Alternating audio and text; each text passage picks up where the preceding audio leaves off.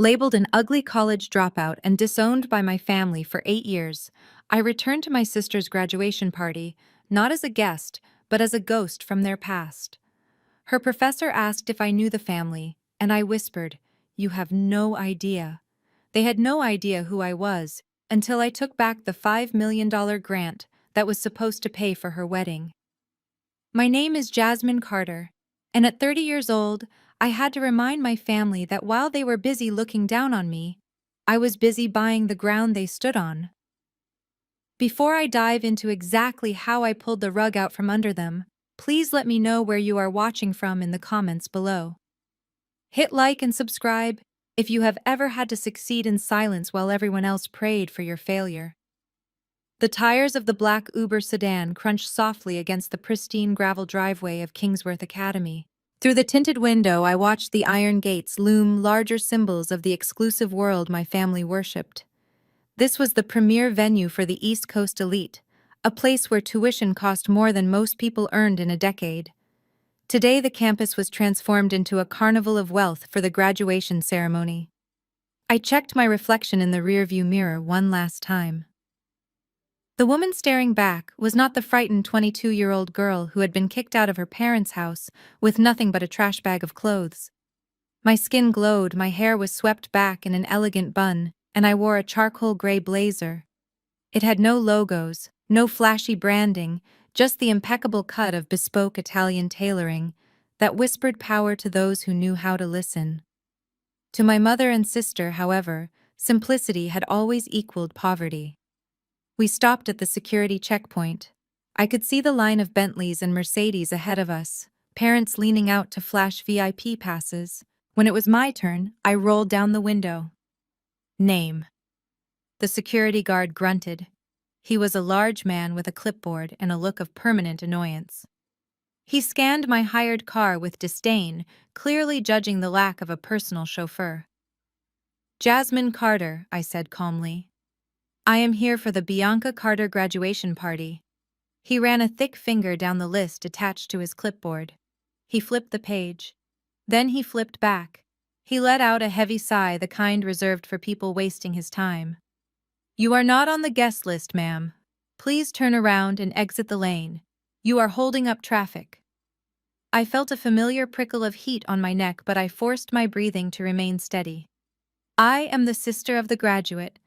Please check again." My mother, Vernice Carter, must have added me. He did not even look up. "I have a Vernice Carter listed as a host. I have a Julian Vance listed as a VIP. I have about 50 other Carters, but no Jasmine. Now move the vehicle." Just as I was about to pull up the digital invitation, I had intercepted a commotion arose from the lane next to us. A gold-stretched limousine had pulled up and the window slid down. I would know that voice anywhere. It was shrill, demanding, and dripping with performative sweetness. "Officer, is there a problem here? We are trying to get to the red carpet before the photographers leave." I looked over.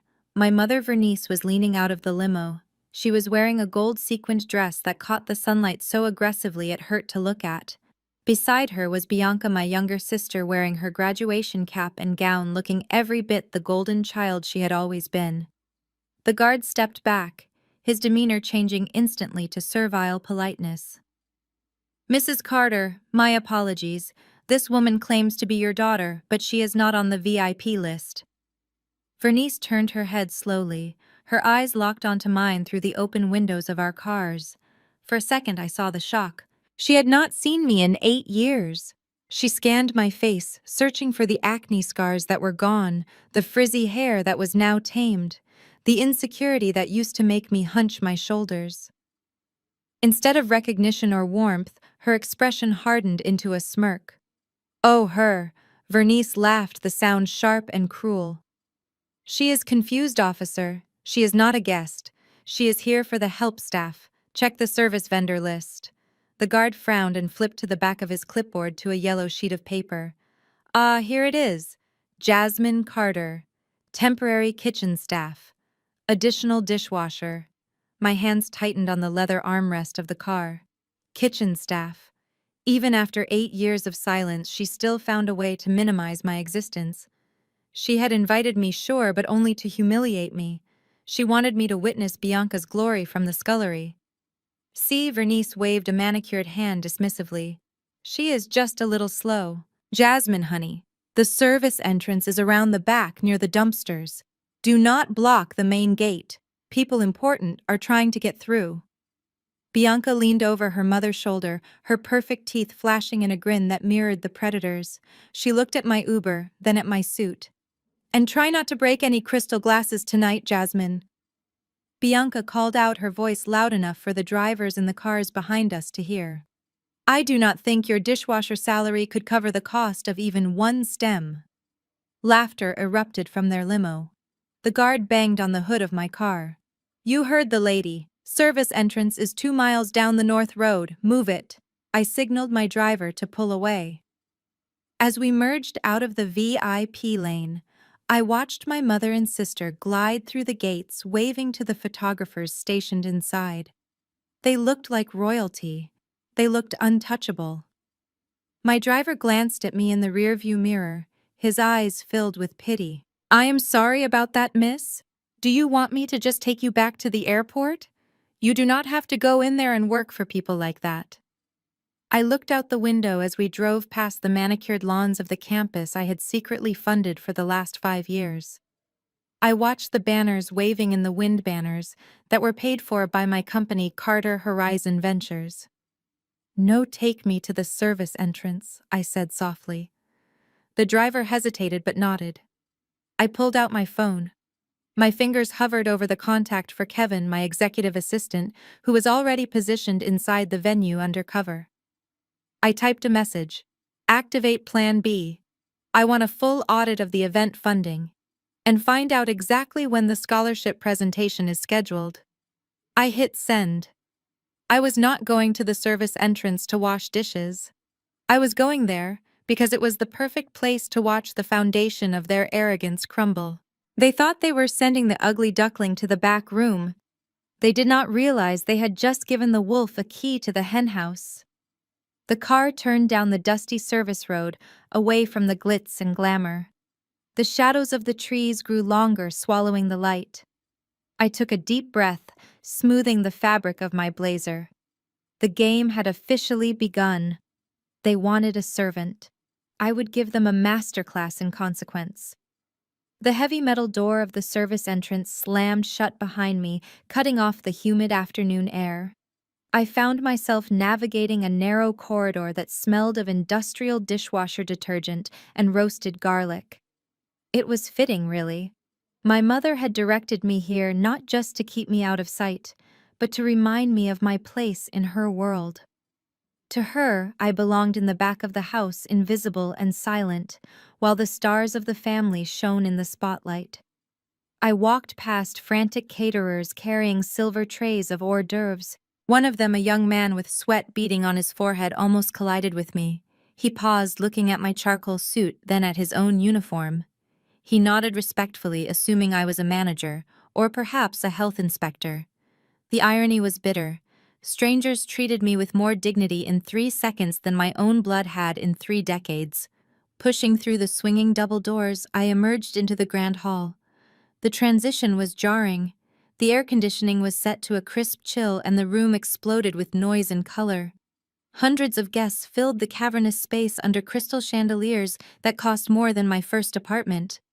The room was a sea of purple and gold, the colors of Kingsworth Academy. Everywhere I looked, there were banners celebrating the graduating class, but mostly they celebrated Bianca. I took a breath and stepped onto the marble floor. My suit, a bespoke piece from a quiet atelier in Milan, felt like armor. To the untrained eye, it was just gray fabric. To anyone with taste, the hand-stitched lapels and the drape of the superfine wool screamed power. But I knew my family. They did not have taste. They had logos. It did not take long for the sharks to smell blood. Well, look who decided to show up. The voice grated on my nerves like sandpaper. I turned to see Aunt Patrice holding a glass of Chardonnay that was already half empty. She was flanked by Uncle Ray and Cousin Marcus, the family's chorus of judgment. Patrice looked me up and down, her eyes lingering on my lack of jewelry. "We heard you were coming," Patrice said, her voice loud enough to turn heads at nearby tables. Your mother said you took an Uber here. Is your car broken down again, sugar? Or did they repossess it? Uncle Ray chuckled, shaking his head. You know how it is with these gig economy jobs. So what is it this month, Jasmine? Are you doing nails, hair? I heard the tips are okay if you do not mind touching other people's feet. They waited for me to shrink. They waited for the stutter, the blush, the looking at the floor. That was the Jasmine they remembered. The 22-year-old dropout who cried when they raised their voices. They had no idea that the woman standing before them had negotiated multi-million-dollar mergers without blinking. I own a few ventures, I said, simply keeping my voice even. Ventures. Marcus scoffed, sipping his beer. That is a fancy word for unemployment. Hey, if you need cash, I have got some dry cleaning that needs picking up. I will give you $10 for gas. I simply smiled. A cold, tight smile that did not reach my eyes. I will keep that in mind, Marcus. Before I could walk away, a booming voice echoed across the room. It was the centerpiece of my trauma. My father, Otis Carter. He was holding court near the center stage, one arm draped proudly around Bianca's shoulders. He looked like a king in his tuxedo, beaming with a pride he had never once directed at me. And here is the other one, Otis announced as I approached.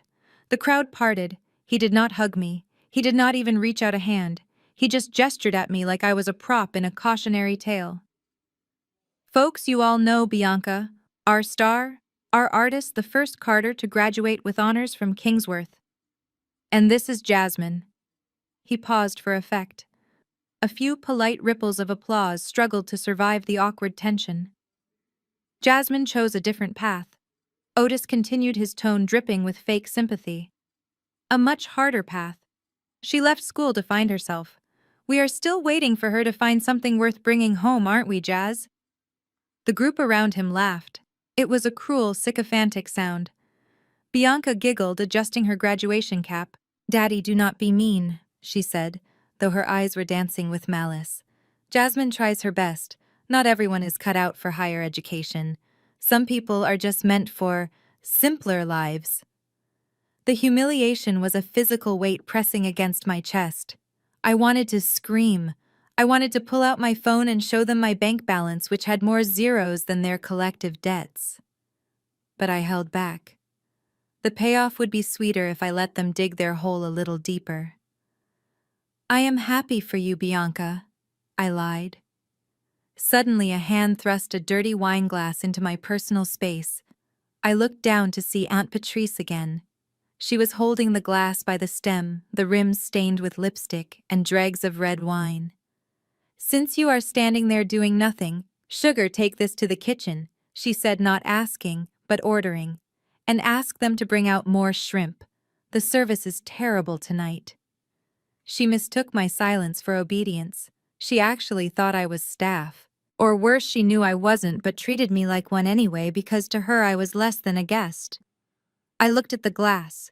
Then I looked at Patrice. I do not work here, Patrice, I said, my voice dropping an octave. She rolled her eyes. Oh, get over yourself. You are family. Help out. Do not be so useless for once in your life. I stepped back, letting her hand hover in the air. The glass slipped from her fingers and shattered on the marble floor.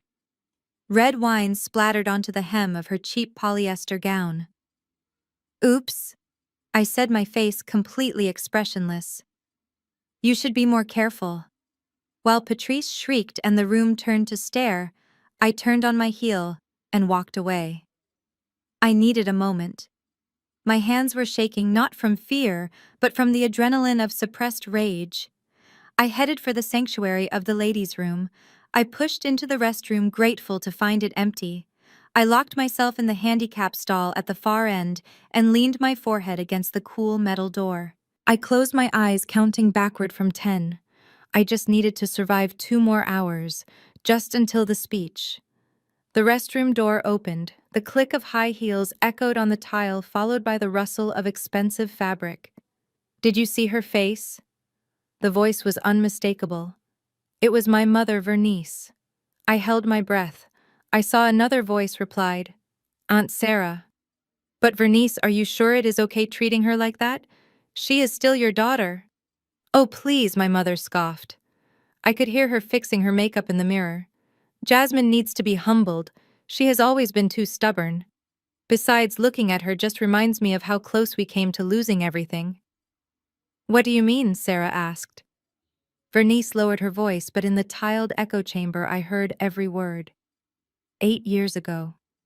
When Otis got laid off. We were broke, Sarah. Completely underwater. We had 2 tuitions to pay. Jasmine was at community college and Bianca was starting prep school. We could not afford both. I froze. My heart hammered against my ribs. So what did you do? I made a choice, Vernice said, her voice chillingly practical. I took the money from Jasmine's college fund, the $40,000 Grandma Rose left for her. I withdrew it all and put it into Bianca's account. But Jasmine thought she lost her financial aid because of her grades, Sarah whispered, sounding horrified. Because that is what I told her. Vernice laughed softly. I told her she was not smart enough to keep the scholarship. It was easier that way. She would have just wasted that money. Look at Bianca now, a Kingsworth graduate. I bet on the winning horse, Sarah. I have no regrets. The sound of a lipstick cap snapping shut was like a gunshot. Come on, let's go back out. I want to make sure Bianca gets the best seat for the grant announcement. The door swung shut, leaving me alone in the silence. I stared at the back of the stall door. My hands were no longer shaking. A cold, deadly calm settled over me. For years I had thought I was stupid. I thought I had failed. I had carried the shame of being a dropout, thinking I wasn't good enough. But it was a lie. They stole from me. They stole my education, my confidence, and my youth to build a pedestal for Bianca. I unlocked the stall door and stepped out. I looked at myself in the mirror. The sad, rejected daughter was gone. In her place was a CEO who knew exactly how to dismantle a hostile takeover. They stole $40,000 from me. Tonight, I was going to take back $5 million, and I was going to make sure the whole world watched them fall. I smoothed my blazer, fixed a stray lock of hair, and walked back out into the lion's den. The bathroom mirror had been a temporary shield, but the open bar was my target. I needed something strong enough to wash down the taste of my family's betrayal, yet clear enough to keep my mind sharp for the execution I was planning. I walked toward the polished mahogany counter, the heels of my shoes clicking a rhythm that sounded like a countdown. The bartender, a man with kind eyes who clearly felt out of place among the peacocks in the room, poured me a sparkling water with a twist of lime. I requested a Scotch neat single malt, aged 18 years. He raised an eyebrow, impressed, and slid the heavy crystal glass toward me. Just as I lifted the glass to my lips, the air around me shifted. The scent of expensive cologne, something heavy with musk and arrogance, invaded my personal space. I did not need to turn around to know who it was. The hairs on the back of my arms stood up, a primal warning system, alerting me to a predator. Julian Vance, my sister Bianca's fiancé. The golden boy of the Vance real estate dynasty. I watched him in the reflection of the mirror behind the bar. He was adjusting his silk tie, his blue eyes scanning the room to ensure enough people were watching him interact with the charity case. He leaned against the bar, invading my personal bubble with the practiced ease of a man who believes he owns every room he walks into. Drinking the good stuff, I see, Julian said, his voice smooth and dripping with condescension. Careful there, Jasmine. That is a $30 pour. I would hate for you to spend your entire weekly budget on one drink. I took a slow sip, letting the amber liquid burn pleasantly down my throat. I turned to face him. Up close, he looked like a catalog model for privileged entitlement. His smile was fixed, but his eyes were cold, calculating. I think I can manage, Julian, I said, keeping my voice neutral. He chuckled, shaking his head as if I were a child trying to pay with Monopoly money. I admire your optimism. Really, I do. It is charming in a way. Bianca told me about your situation. It is tough out there for people without credentials. The economy is not kind to the uneducated. He signaled the bartender for a gin and tonic, not even looking the man in the eye. Then he turned his full attention back to me, his body blocking my exit.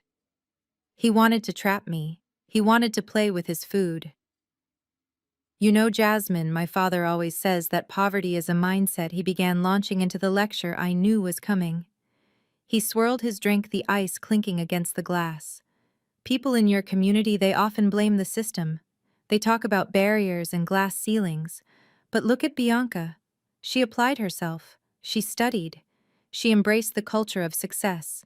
She did not let her background define her. My community, I asked softly. You mean my family?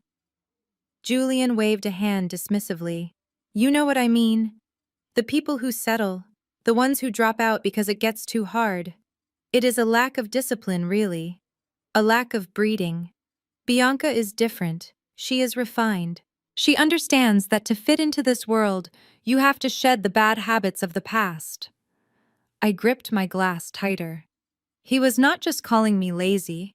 He was erasing my identity, painting my struggles as a character flaw, while elevating Bianca as the exception to a racist rule he held in his head. He saw me as the stereotype, and Bianca as the pet project that turned out well. It must be nice, I said, fighting the urge to throw my drink in his face, to have such a simplified view of the world, to think that hard work is the only variable in the equation. Hard work is the only variable that matters. Julian interrupted, his voice hardening. But I suppose you would not know much about that. You quit college, Jasmine. You walked away from an education my parents would have killed for. That tells me everything I need to know about your work ethic. He leaned in closer, his voice dropping to a conspiratorial whisper. The smell of gin on his breath was overpowering. Look, I am going to be real with you because we are about to be family. I do not want you embarrassing Bianca. She has worked too hard to build this image, having a sister who floats around doing odd jobs. It does not look good on the wedding invitations. It creates questions. I stared at him. So that was it. I was a stain on the aesthetic of their perfect union. What do you suggest I do, Julian? Disappear. He laughed, a short, sharp bark. No, no, we are not monsters. Actually, I came over here to offer you a lifeline. My father has a portfolio of rental properties in the South District. Section 8 housing mostly. Low income. Rough neighborhoods. We have been having trouble keeping a cleaning crew. They quit because the work is, let's call it, unsavory. He took a sip of his drink, watching my reaction with glee. I could speak to the property manager. Julian continued, his eyes gleaming. Get you on the payroll. It is cash under the table, so you do not have to worry about taxes or reporting it. You would be scrubbing floors, clearing out trash left by evicted tenants, maybe dealing with some mold. But it is honest work, Jasmine. It is better than whatever you are pretending to do now, and it would keep you busy, out of sight. The insult landed with the precision of a surgical strike. He was offering me a job cleaning up his family's slums, paid illegally just to keep me invisible. He wanted to reduce me to the help, to confirm his own bias that this was all I was good for. He waited for me to look ashamed. He waited for me to lower my head and mumble a thank you for the scraps from his table. Instead, I smiled. It started as a small curve of my lips, but it grew until I was beaming at him. It was the smile of a chess player who just watched their opponent move their queen into a trap. Julian frowned, confused by my reaction. You should be grateful. Opportunities like this do not come often for girls like you. I finished my scotch in one smooth swallow and set the glass down on the marble counter with a deliberate click. Thank you for the offer, Julian, I said, my voice sweet and deadly. It is very generous of you to think of me. Cleaning up messes is a valuable skill. In fact, I have become quite an expert at it recently. I took a step closer to him, invading his space for the first time. I lowered my voice so only he could hear, locking my eyes onto his. Speaking of messes, does your father know about the mess you have made of the family trust fund? Julian froze. His glass stopped halfway to his mouth. The color drained from his face so fast, it looked like a physical blow. Excuse me, he stammered, his arrogance flickering out like a candle in a storm. I pulled my phone from my pocket, tapping the screen casually. I know about the online gambling, Julian. The poker sites based in Malta. The crypto wallet you tried to hide under the alias JV King. I know you lost $200,000 last month alone, and I know you have been siphoning money from your father's development accounts to cover the losses before the quarterly audit. His mouth opened and closed, but no sound came out.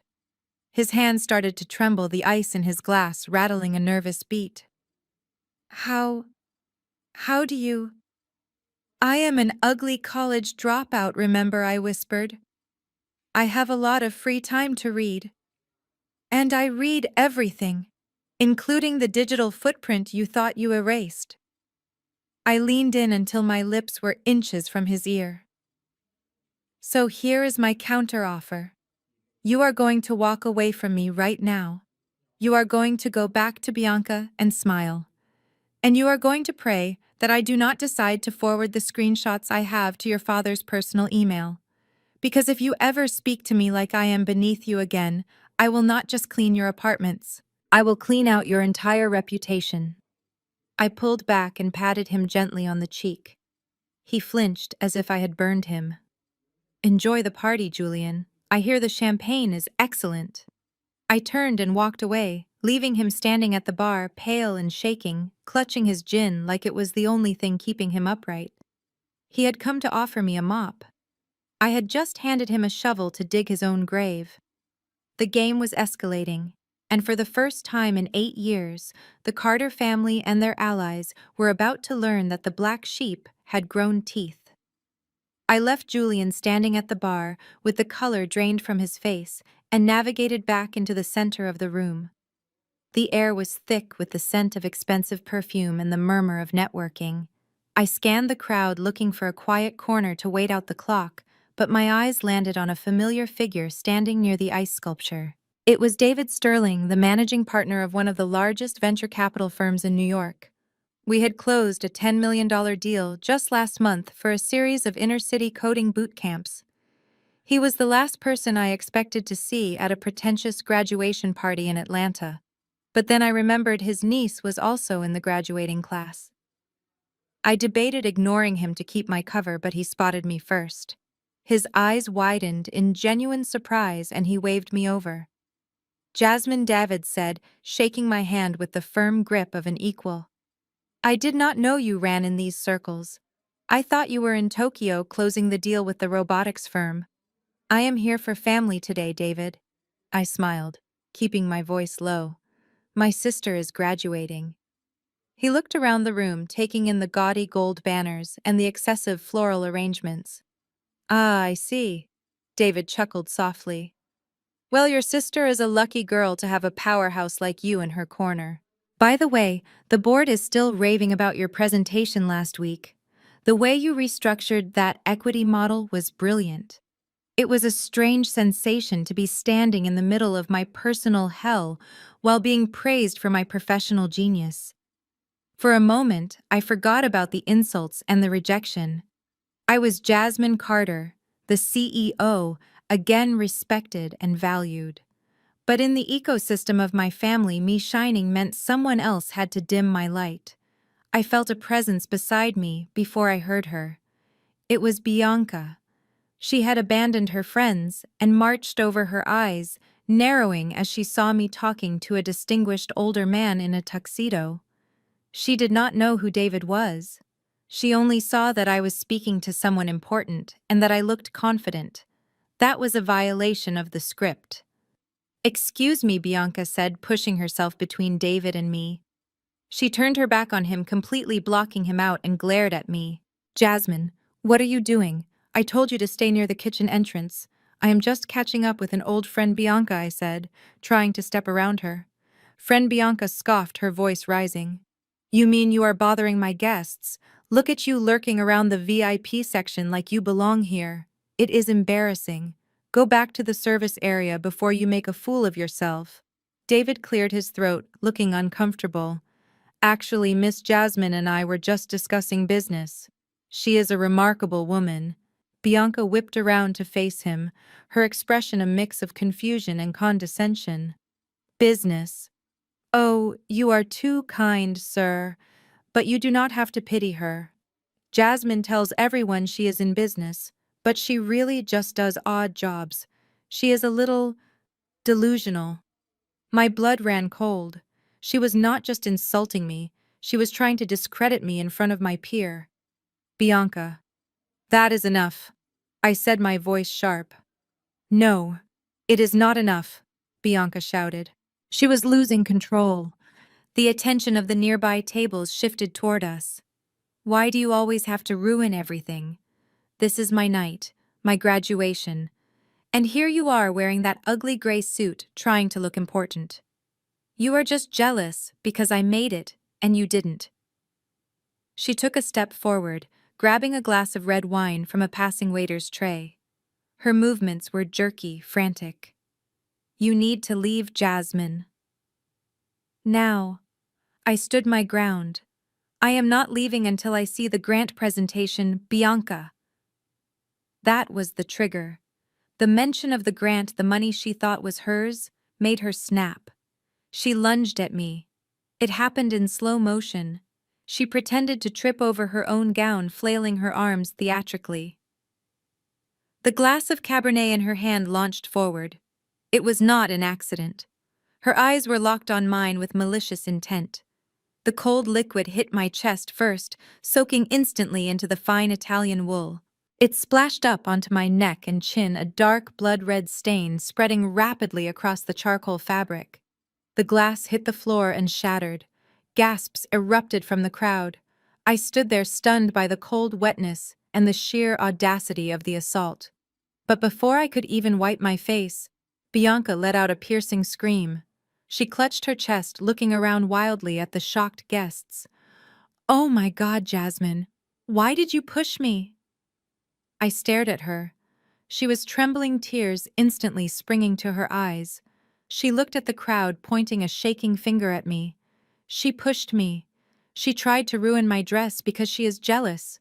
Look what she did. It was a masterclass in gaslighting." Within seconds, the narrative had flipped. I was no longer the victim of an assault. I was the bitter, violent sister attacking the golden child on her big day. My mother Vernice materialized from the crowd like a shark smelling blood. She did not look at my soaked suit. She did not ask what happened. She rushed to Bianca, wrapping her arms around her. "Are you okay, baby? Did she hurt you?" Vernice cooed, glaring at me over Bianca's shoulder. Otis was right behind her. He marched up to me, his face purple with rage. He grabbed my arm, his fingers digging into my bicep. "What is wrong with you?" he hissed, shaking me. "We let you in out of the kindness of our hearts, and this is how you repay us. Attacking your sister." "I did not attack her," I said, my voice shaking with fury. "She threw the wine on me. Ask him." I pointed to David Sterling, who was standing there, mouth agape, witnessing the insanity. But Otis did not look at David. He did not care about the truth. He only cared about the scene I was causing. "Look at you," Otis spat, gesturing at the wine dripping from my blazer. "You look like a mess. You are a stain on this family, Jasmine. A literal stain." "Get her out of here!" Otis Vernice shrieked. "Get her out before she ruins the photos." Otis shoved me backward. "Go to the bathroom and clean yourself up, and stay there until you are fit to be seen by civilized people. If you come out looking like this again, I will have security throw you onto the street." The circle of guests looked at me with mixture of disgust and pity. I saw Aunt Patrice shaking her head. I saw Julian smirking from the sidelines, raising his glass in a mock toast. They all believed it. Or maybe they did not believe it, but it was easier to side with the winners than the wet-stained losers standing in the middle of the room. I looked at David Sterling one last time. He looked like he wanted to intervene, to speak up, but I gave him a tiny, imperceptible shake of my head. Not yet. I did not want him to save me. I needed to save myself. I pulled my arm free from my father's grip. "I will go," I said quietly. I turned and walked through the crowd. I could feel the wine seeping through my shirt, cold and sticky against my skin. I could feel the eyes boring into my back. They whispered as I passed, "Crazy sister, jealous, unstable." I kept my head high, focusing on the exit sign. I did not run. I walked with the rhythm of a soldier marching to a new front. I pushed into the ladies' room and locked the main door, flipping the deadbolt. I did not care if anyone else needed to get in. This was my war room now. I moved to the sink and looked in the mirror. The woman staring back looked like a disaster. The red wine looked like a fatal wound across my chest. My hair was slightly mussed from the scuffle, but my eyes were clear. I did not cry. I did not tremble. The part of me that used to cry for their approval had died the moment that wine hit my jacket. I reached into my pocket and pulled out my phone. My fingers flew across the screen. Kevin, pick up. 1 ring. 2 rings. Yes, Ms. Carter. Kevin's voice was calm, professional. I need you at the north restroom entrance. Now. Is everything all right, ma'am?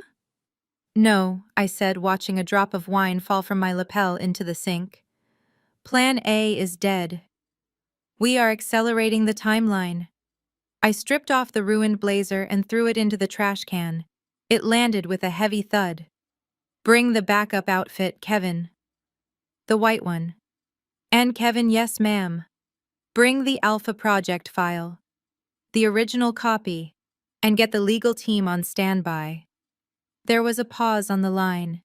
The Alpha Project file contained the full breakdown of the Carter family's debts, the foreclosure notices I had secretly intercepted, and the proof of Bianca's fraudulent scholarship application. It was the nuclear option. Are you sure? Kevin asked. Once we open that file, there is no going back. I looked at my reflection. I wiped a smudge of red wine from my neck. I am done hiding, Kevin. They wanted a show. Let's give them a finale they will never forget. I hung up the phone. I washed my face with cold water, scrubbing away the last traces of the victim they wanted me to be. Under the harsh fluorescent lights, I waited for my armor to arrive. When I walked back out, those doors, Jasmine the scapegoat would be gone forever. In her place would be the CEO who was about to foreclose on their entire reality. The heavy oak door of the ladies' room clicked shut behind me, sealing away the smell of red wine and humiliation. In the quiet corridor of the VIP wing, Kevin was waiting. He stood like a statue against the floral wallpaper, holding a black garment bag as if it contained nuclear codes. He did not ask if I was okay. He knew better. He knew that in my world being okay was irrelevant. Being prepared was everything. I took the bag and stepped into a small private lounge reserved for high-level donors. The air conditioning was humming a low, steady note. I stripped off the stained charcoal blazer, letting it fall to the floor in a heap of wet wool. It felt like shedding a skin. That suit belonged to Jasmine, the victim, the sister who got bullied, the woman who tried to play by their rules. I unzipped the bag. Inside was not a suit, but a statement. It was an ivory tuxedo, sharp and pristine, tailored to perfection. White. The color of innocence, but also the color of mourning in some cultures. Tonight, it would be both. I dressed quickly, the silk lining cool against my skin. I pulled my hair back tighter, sharpening the angles of my face. When I looked in the gilt-framed mirror, I did not see a sister anymore. I saw an executioner. Kevin handed me a tablet. The screen glowed with the words, Project Alpha. Here is the latest from the investigator, Kevin said softly.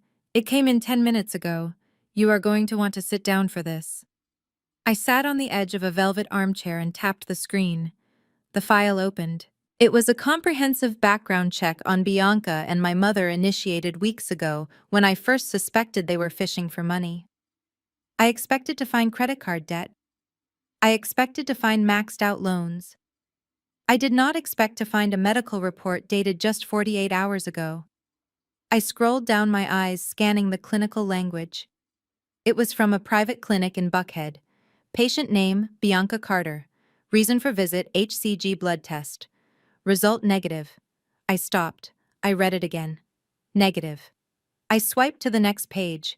It was a transcript of a text message conversation between Bianca and her best friend, intercepted from a clouded backup. Bianca wrote, "He is going to leave me, Sarah. Julian said the engagement is off. He says I spend too much and he is tired of my drama. Sarah replied, "So what are you going to do? You cannot lose him. He is the ticket." Bianca, I told him I am late. I told him I took a home test and it was positive. He froze. He cannot leave a pregnant woman. His father would disown him. Sarah, are you crazy? What happens when he finds out, Bianca? I just need the ring on my finger. Once we are married, I will stage a miscarriage. It happens all the time. He will be too guilty to leave me then. I lowered the tablet, a cold chill settling in my stomach. Bianca was not just spoiled. She was calculating. She was trapping a man she did not love into a marriage based on a lie so heinous it made my stomach turn. She was using an unborn child that did not even exist as a bargaining chip for a lifestyle she could not afford. But that was only the first bomb. "Keep scrolling," Kevin said. His voice was grim. "Look at the assets section." I swiped to the financial report. It was a breakdown of my parents' estate. Or rather, what was left of it. My grandfather had left us land. Acres of prime, undeveloped property in the countryside that had been in the Carter family for 3 generations. He used to take me there walking the property line, telling me that dirt was the only thing they made more of. He made me promise to never let it go. I looked at the status column. Lot 4A sold. Lot 4B sold. Lot 5 pending sale. The dates corresponded perfectly with Bianca's spending sprees. The semester abroad in Paris. The new nose job. The graduation party we were currently standing in. My mother Vernice had been quietly liquidating our generational wealth, selling off the legacy my grandfather broke his back to build, just to pay for Bianca's illusions of grandeur. I clicked on the pending sale for Lot 5. It was the plot with the old oak tree where Grandpa wanted to be buried. The buyer was a commercial developer known for strip malls. The timestamp on the contract showed it was signed this morning. I felt a tear slide down my cheek, but it was not from sadness. It was from pure, unadulterated rage. They called me the failure. They called me the disappointment. Yet while I was building an empire, they were selling the very ground our ancestors stood on to buy champagne in silence. I stood up. The tablet felt heavy in my hand, loaded with enough ammunition to level this entire building. "Kevin," I said, my voice frighteningly calm. "Did the legal team secure the lien on the pending sale?" "Yes, Jasmine. We bought the debt an hour ago. Technically, you are now the primary creditor for your parents." "Good." I walked to the window and looked out at the party below. I could see them through the glass doors. Bianca was laughing, holding court, playing the blushing bride-to-be. Julian was by her side, looking trapped and miserable, drinking heavily, thinking he was doing the honorable thing for his future child. My mother was preening, accepting compliments for a party paid for with stolen land. They looked so happy, so secure in their deception. For a moment, a small part of me hesitated. If I went out there and revealed this, I would destroy them, not just embarrassing them, but ending them. Bianca would never recover socially. Julian would leave her instantly. My parents would be exposed as frauds and lose their standing in the community. It was the nuclear option. Then I remembered the wine dripping down my chest. I remembered the text message about the fake miscarriage. I remembered the sold stamp on Grandpa's land. They did not just hate me. They were rot. And rot had to be cut out before it spread. I turned to Kevin. "Connect this tablet to the main projector system in the ballroom. Override the slideshow." "Are we doing this?" Kevin asked, a hint of excitement in his eyes. I smoothed the lapels of my white tuxedo. I looked at the door. I was no longer the sister seeking approval. I was the auditor. And the audit was finished. "Yes," I said. "We are doing this. I do not just want to stop the wedding. I want to burn the whole lie to the ground. Let's go make a toast." The ballroom lights dimmed, signaling the main event of the evening. A hush fell over the crowd as a spotlight cut through the darkness, illuminating the center stage, where a large object sat, concealed beneath a shimmering gold silk sheet. My parents, Otis and Vernice, stood on either side of the mystery object, like ringmasters at a circus, their faces glowing with a mixture of pride and performative humility. Bianca stood front and center, clutching her bouquet of roses, feigning ignorance about what was happening, even though I knew she had likely picked out the color herself weeks ago. I watched from the edge of the room, my white tuxedo glowing softly in the ambient light. I had just finished setting the trap with the medical records, but I needed to see this. I needed to witness the depth of their financial delusion before I pulled the plug. My father took the microphone, his voice booming with the rich baritone timbre he usually reserved for church testimonials. He looked out at the sea of faces, his eyes misty with fake tears. Friends, family, distinguished guests. Otis began placing a hand over his heart. We all know that raising a child in this world is not easy. It requires sacrifice.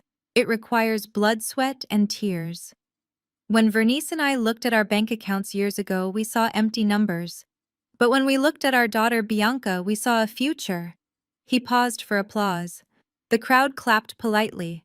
I crossed my arms, feeling bile rise in my throat. I knew for a fact that the only reason their accounts were empty was because they spent money as fast as I could secretly wire it to them. We made a choice. Otis continued, his voice trembling with emotion. We chose to invest in excellence. We denied ourselves vacations. We drove old cars. We patched our roofs instead of replacing them. All so that this young woman could walk across that stage today with her head held high, unburdened by student loans, ready to take on the world. A murmur of admiration rippled through the room. They were buying it. The narrative of the struggling sacrificial Black parents giving everything for the next generation. It was a beautiful story. It was also a complete fabrication. And so Otis shouted, his energy rising to celebrate the first college graduate in the Carter family, to honor the woman who broke the curse of mediocrity that tried to claim us. We wanted to give you something that represents your journey. Fast, beautiful, and unstoppable. On cue, my mother grabbed the corner of the gold silk sheet. With a dramatic flourish, she whipped it off. Underneath sat a brand-new pearl-white Mercedes-Benz E-Class cabriolet. The convertible top was down, revealing a custom beige leather interior and a giant red bow on the hood. The chrome rims sparkled under the spotlight like diamonds. Bianca screamed. It was a high-pitched, theatrical shriek that made the microphone feedback whine. She jumped up and down, dropping her roses, and ran to the car. She threw her arms around my father, then my mother, sobbing loudly enough for the back row to hear. "Oh my God," Bianca wailed. "You guys, you shouldn't have. This is too much. I love it.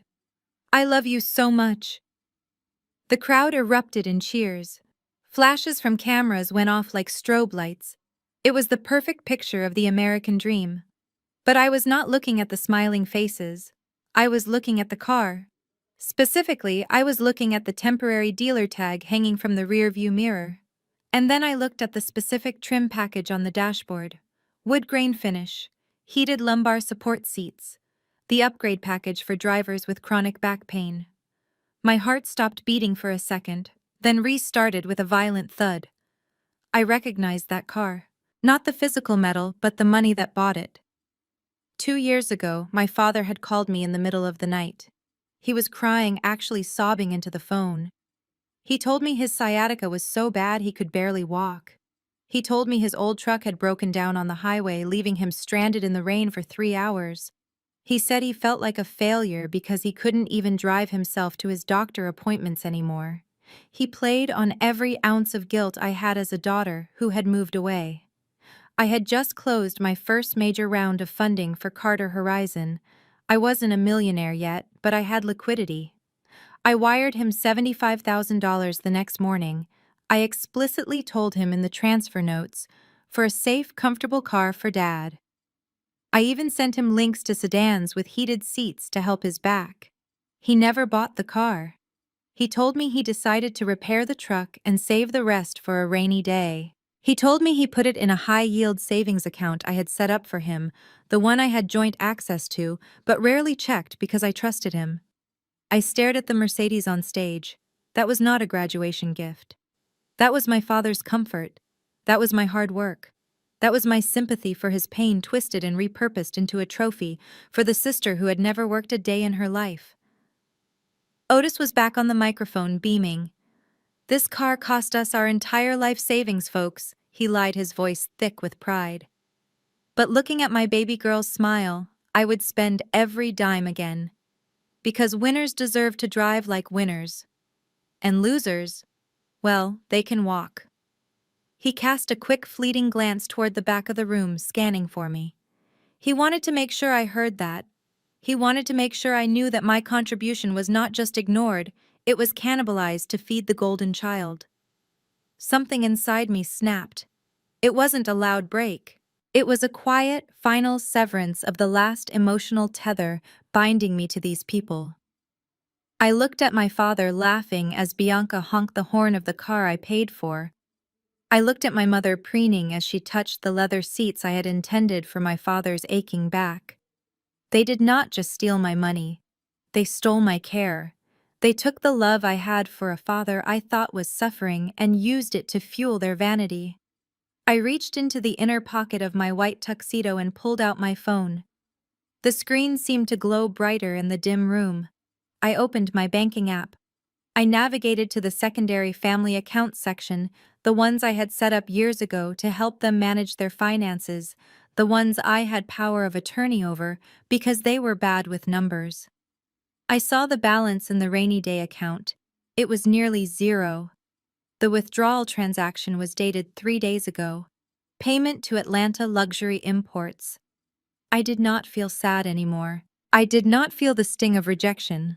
I felt the cold, hard clarity of a judge passing a sentence. I opened the secure messaging portal to my private banker, a man who answered my texts at any hour because I managed a portfolio worth 9 figures. I typed rapidly, my thumbs moving with lethal precision. Code red. Initiate immediate freeze on all subsidiary accounts ending in 4599 and 3221. Flag the recent transaction of $75,000 as unauthorized misappropriation of funds. Contact the dealership immediately. Inform them the check is drawn on a frozen asset under investigation for fraud. I paused, watching Bianca sit in the driver's seat, gripping the steering wheel, posing for a selfie. She looked so happy. She thought she had won the lottery. I added one last line to the message. And send a tow truck to the Kingsworth Academy main hall. Repossession order authorized by the primary account holder. I hit send. The little swoosh sound of the message sending was drowned out by the applause, but to me it sounded like a guillotine dropping. I slipped the phone back into my pocket. I watched my father leaning into the window of the car, laughing with Bianca. He thought he was the ultimate provider. He thought he had pulled off the perfect heist using the unwanted daughter's money to glorify the chosen one. He had exactly 15 minutes before that car turned into a pumpkin, and unlike Cinderella, there would be no fairy godmother coming to fix it. I turned away from the stage. The show was just getting started, and I needed to be in position for the next act. The anger that had burned hot in my chest settled into ice. They wanted a villain fine. They were about to learn that the only thing more dangerous than a villain is a victim who finally decides to fight back. The applause for the stolen Mercedes eventually died down, replaced by a ripple of nervous energy that swept through the room like a draft. I stood in the shadows near a pillar, watching my parents shepherd guests away from the car and toward the entrance. The shift in their demeanor was instant. They went from boisterous lottery winners to obsequious servants in the blink of an eye. The guest of honor had arrived. Dr. Alistair Thorne walked into the ballroom with the quiet confidence of a man who did not need to shout to be heard. He was the dean of the arts department, a celebrated scholar, and the gatekeeper to the academic prestige my family craved. He wore a tweed jacket that had seen better days, a stark contrast to the flashy designer tuxedos surrounding him, but everyone knew that his approval was worth more than gold. My family swarmed him. It was embarrassing to watch. My mother, Vernice, practically shoved a waiter aside to reach him first, her gold-sequined dress shimmering aggressively. Dr. Thorne, she trilled her voice, pitching up an octave into her fake society register. We are so humbled you could make it. This night simply would not be complete without the man who molded our Bianca's genius. Otis was right behind her, extending a hand to shake Thorne's with a grip that looked painful. Dean Thorne, sir. Otis Carter. We met at the orientation 4 years ago.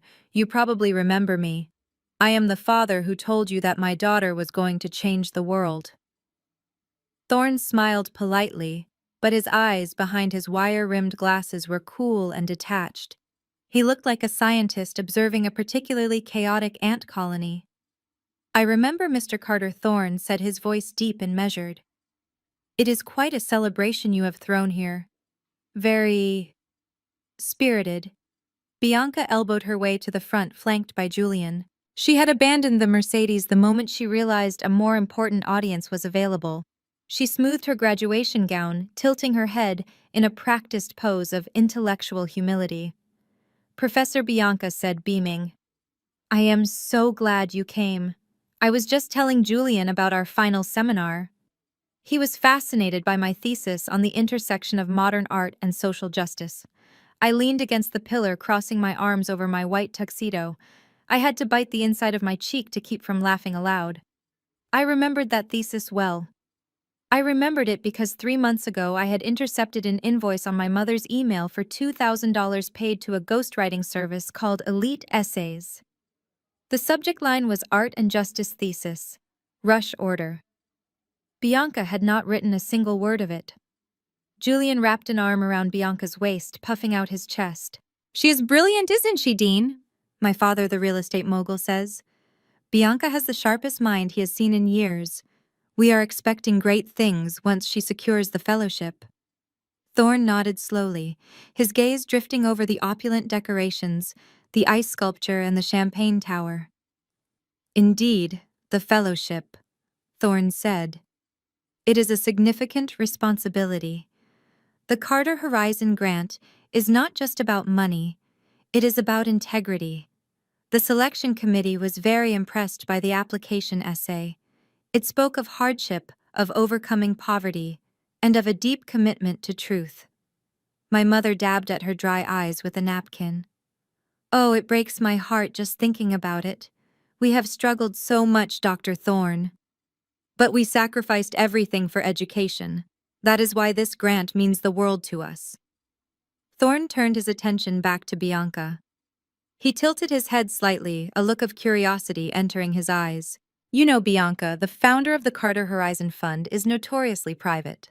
We usually communicate only through legal intermediaries, but I was surprised to hear from the board that you mentioned having a personal correspondence with the donor during your interview. The air in the circle seemed to tighten. I watched closely. This was the moment. Bianca did not miss a beat. She was a pathological liar, and like all good liars, she believed her own fabrications in the moment. Oh yes, Bianca lied smoothly.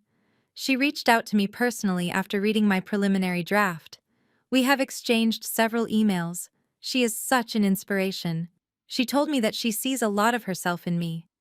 She said she loves my vision for the future of art. My mother nodded vigorously, supporting the lie. It is true. They are like 2 peas in a pod. The donor told Bianca that she is the daughter she never had. Thorne's eyebrows shot up. He adjusted his glasses, looking at Bianca with a new intensity. Is that so? Thorne asked, his tone dropping to a quiet hum. That is fascinating. Because in all my years working with the Carter Horizon Fund, I have never known the founder to send personal emails to candidates. In fact, the founder is known for being ghost-like. She rarely speaks to anyone outside her inner circle. You must be truly special, Bianca, to have broken through that wall. Bianca flushed slightly, sensing the trap but unable to back down now. Well, I suppose I am, she giggled nervously. We just clicked. I think she appreciates that I am a self-made woman just like her. Julian squeezed her shoulder. See? Even the billionaires love her. That $5 million is as good as ours. Thorne did not smile. He looked from Bianca to Vernice and then to Otis. He was putting the pieces together. He saw the expensive car on stage. He saw the lavish party. And he heard the lies dripping from their lips like poison honey. I decided it was time. I pushed off the pillar and began to walk toward the group. The sound of my heels on the marble floor was rhythmic, steady, approaching like a storm front. My white tuxedo caught the light, making me stand out against the sea of black ties and colorful dresses. I saw heads turn as I passed. They whispered. They pointed. But I kept my eyes locked on Dr. Thorne. As I got closer, Thorne looked up. His gaze went past Bianca's shoulder and landed squarely on me. For a second, confusion washed over his face. He saw Jasmine, the woman he knew as the formidable CEO of Carter Horizon Ventures. He saw the woman who had sat in his office 5 years ago signing the paperwork to endow the very department he ran. He saw the woman who had explicitly instructed him to keep her identity secret so the focus would remain on the students. But then he looked at my family. He saw the way they ignored me. He saw the sneer forming on Bianca's face as she realized I was approaching. Recognition dawned in Thorne's eyes. It was a moment of absolute clarity.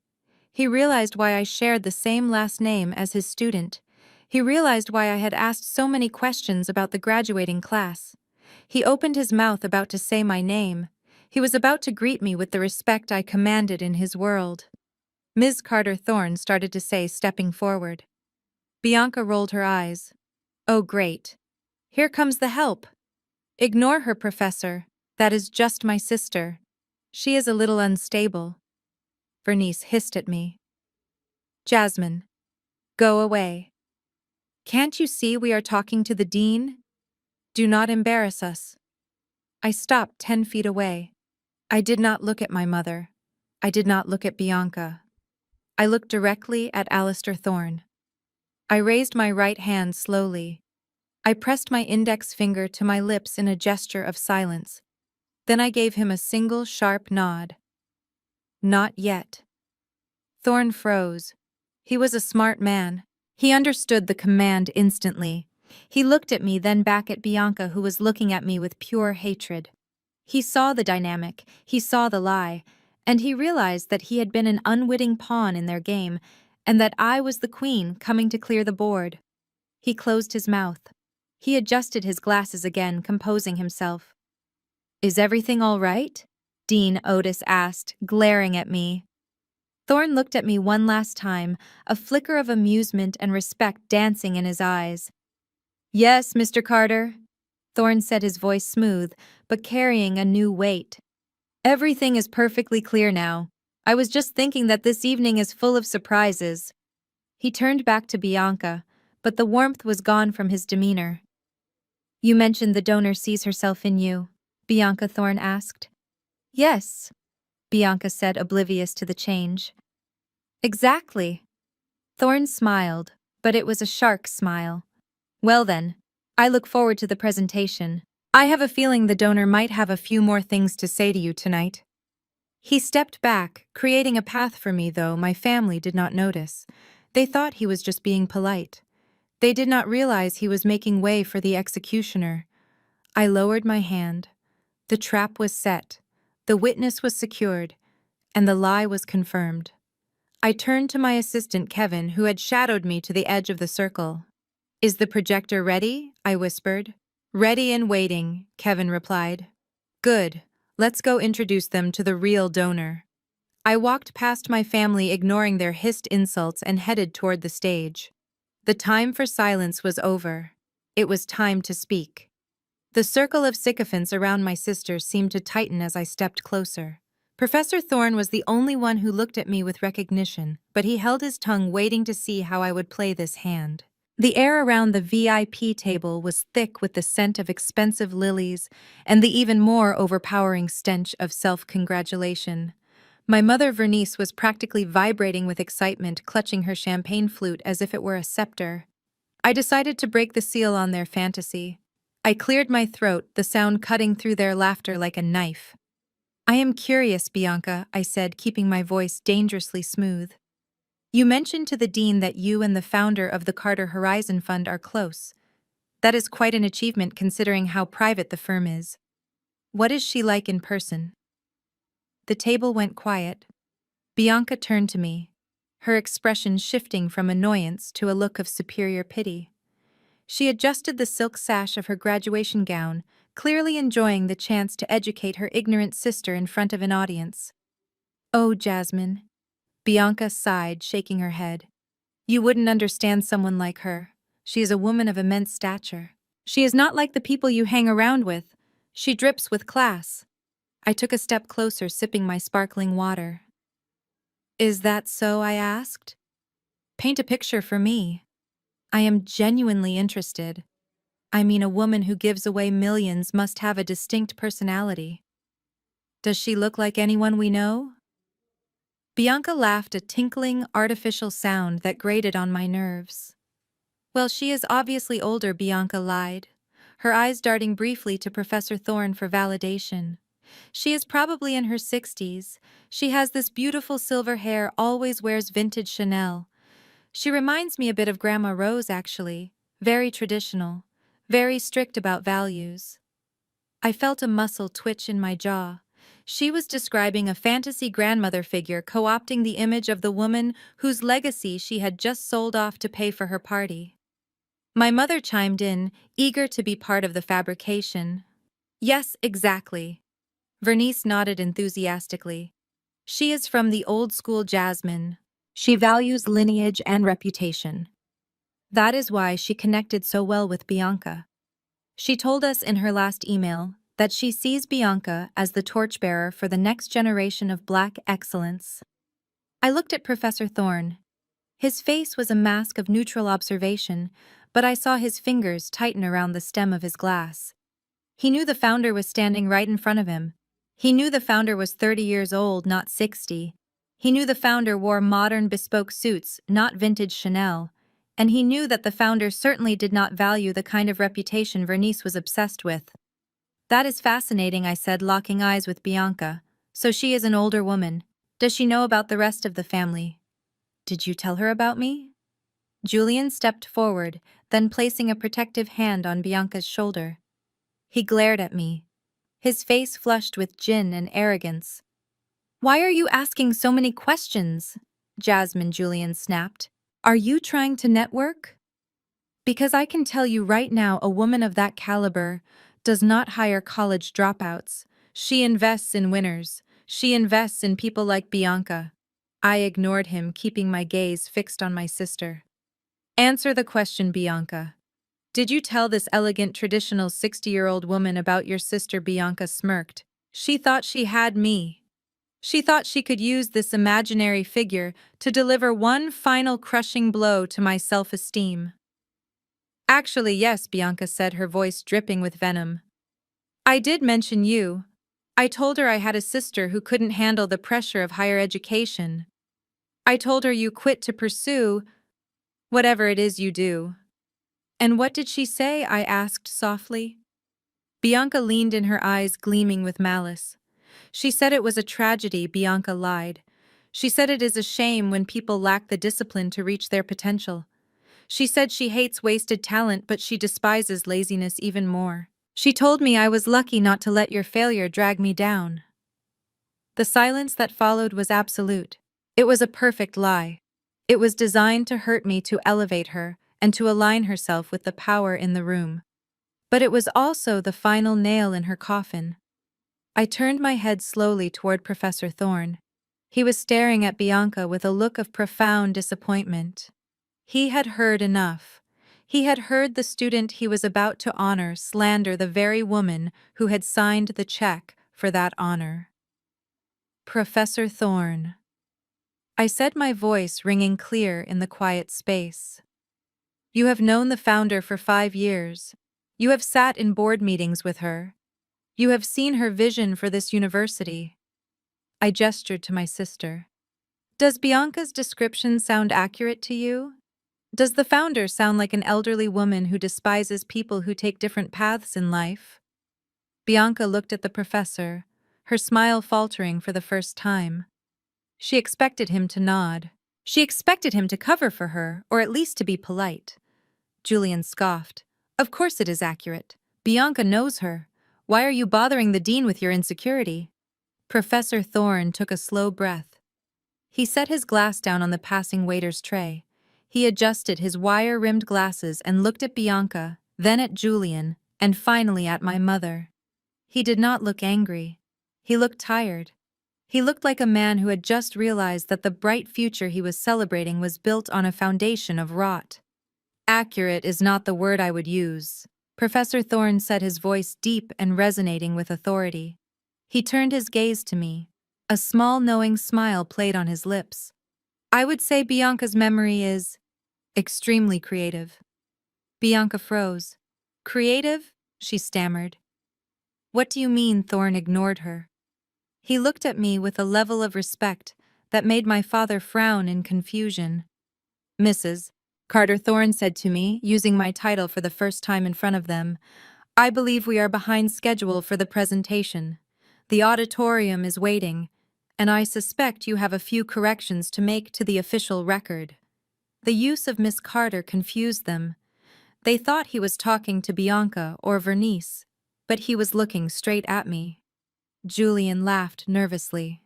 Corrections. What is he talking about? Jasmine, stop wasting everyone's time. Dean Thorne. Let's go to the stage. I smiled at Julian. A cold, predatory smile. I agree, Julian. Let's go to the stage. I think it is time the donor introduced herself properly. I stepped back, gesturing for them to lead the way. After you, I said. My mother looked at me, her eyes narrowing. There was something in my tone, something in the way the professor deferred to me that sparked a flicker of fear in her gut. But her greed was stronger than her intuition. She grabbed Bianca's arm. Come on, baby. Ignore her. Let's go get your money. They swept past me, heads held high, marching toward the spotlight. They were walking toward their triumph. They had no idea they were walking directly into the blast zone. I fell in step beside Professor Thorne as we followed them. I apologize for the theatrics, Alistair, I whispered to him. He glanced at me, his eyes twinkling. Do not apologize, Jasmine. In academia, we value the pursuit of truth above all else. And I have a feeling this is going to be a very educational evening for everyone involved. We reached the edge of the stage. The lights were blinding. The crowd was cheering for Bianca, who was already waving like a queen. I checked my watch. The towing company had just confirmed arrival at the gate. My legal team had just uploaded the foreclosure documents to the projector system. The trap was not just set, it was sprung. I walked up the stairs to the stage, my white tuxedo glowing in the spotlight. I was not the ugly duckling anymore. I was the swan, and I was about to sing. The stage lights were blindingly hot, a stark contrast to the air-conditioned chill of the ballroom floor. From my position in the wings, I watched the tableau of my family basking in a glory they had not earned. Bianca stood center stage, her graduation gown shimmering under the spotlight, clutching a bouquet of red roses as if she had just won a beauty pageant. My parents Otis and Vernice flanked her like royal guards, their chests puffed out with an arrogance that was painful to witness. They were preening for the cameras, waving to the crowd, completely convinced that they had successfully pulled off the heist of the century. They had the car, they had the prestige, and they believed they were moments away from securing the $5 million check that would fund their lifestyle for the next decade. Professor Thorne stood at the podium adjusting the microphone. The room quieted down, the murmur of hundreds of guests fading into an expectant silence. This was the moment everyone had been waiting for. The announcement of the Carter Horizon Fellowship, the largest single grant in the history of Kingsworth Academy. I adjusted the cuffs of my white tuxedo. My heart was beating a steady rhythmic drum against my ribs. It was not fear. It was the cold, hard anticipation of a hunter who has finally cornered the prey. Thorne cleared his throat, his voice booming through the speakers. Ladies and gentlemen, we gather here tonight to honor excellence. We are here to award a grant that is designed to change the trajectory of a young scholar life. The Carter Horizon Fellowship is not just a check. It is a covenant. It is a promise to uphold the values of truth, integrity, and hard work. Bianca nodded vigorously, looking solemn and deserving. She squeezed Julian's hand, who was standing just off to the side, looking like he was already mentally spending the money on his gambling debts. The selection committee reviewed hundreds of applications. Thorne continued, his eyes drifting briefly to where I stood in the shadows. We looked for a candidate who embodied the spirit of the founder. A founder who built an empire from nothing. A founder who values honesty above all else. Vernice dabbed her eyes with a handkerchief, leaning into the microphone near her. That is my Bianca. Honest to a fault, just like her mother. Thorne paused. A small, dry smile touched his lips. Indeed, the founder of Carter Horizon Ventures has authorized me to present this award tonight. $5 million to kickstart an art gallery and a fully funded PhD program. The crowd gasped. Even though the amount was rumored, hearing it spoken aloud made the air crackle with greed. I saw my father Otis lick his lips. I saw Bianca practically vibrating, her heels lifting off the floor as she prepared to step forward and snatch the oversized check that was resting on an easel covered by a velvet cloth. Bianca stepped forward before her name was even called. She reached out for the microphone, her face glowing with triumph. Thank you, Professor Bianca gushed, her voice breathless. I just want to say that this money means everything to me. I have worked so hard. I have overcome so many obstacles. And I know the founder, my dear mentor, would be so proud to see me standing here today. She reached for the velvet cloth covering the check. Thorne placed a hand firmly on the easel, stopping her. One moment, Ms. Carter, Thorne said, his voice cutting through her excitement like a blade. Bianca froze, her hand hovering in mid-air. She looked confused, a flicker of annoyance crossing her face.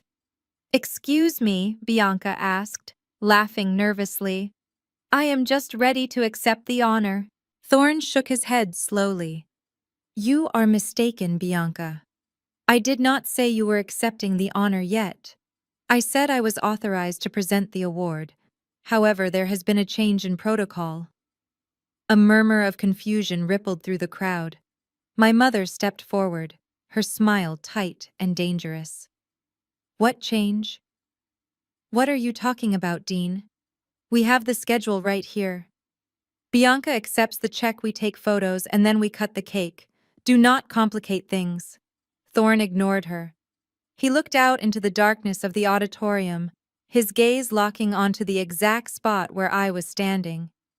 The founder of Carter Horizon Ventures is a person who believes in direct action. She believes that if you want something done right, you do it yourself. And after hearing about the unique relationship she supposedly has with the recipient, she decided she could not miss this moment. He stepped back from the podium and gestured grandly toward the wings. Ladies and gentlemen, please welcome the CEO and founder of Carter Horizon Ventures, the woman who made this building, this grant, and this evening possible. Ms. Jasmine Carter. The silence that fell over the room was absolute. It was heavy, suffocating, and total. For 3 seconds, nobody moved.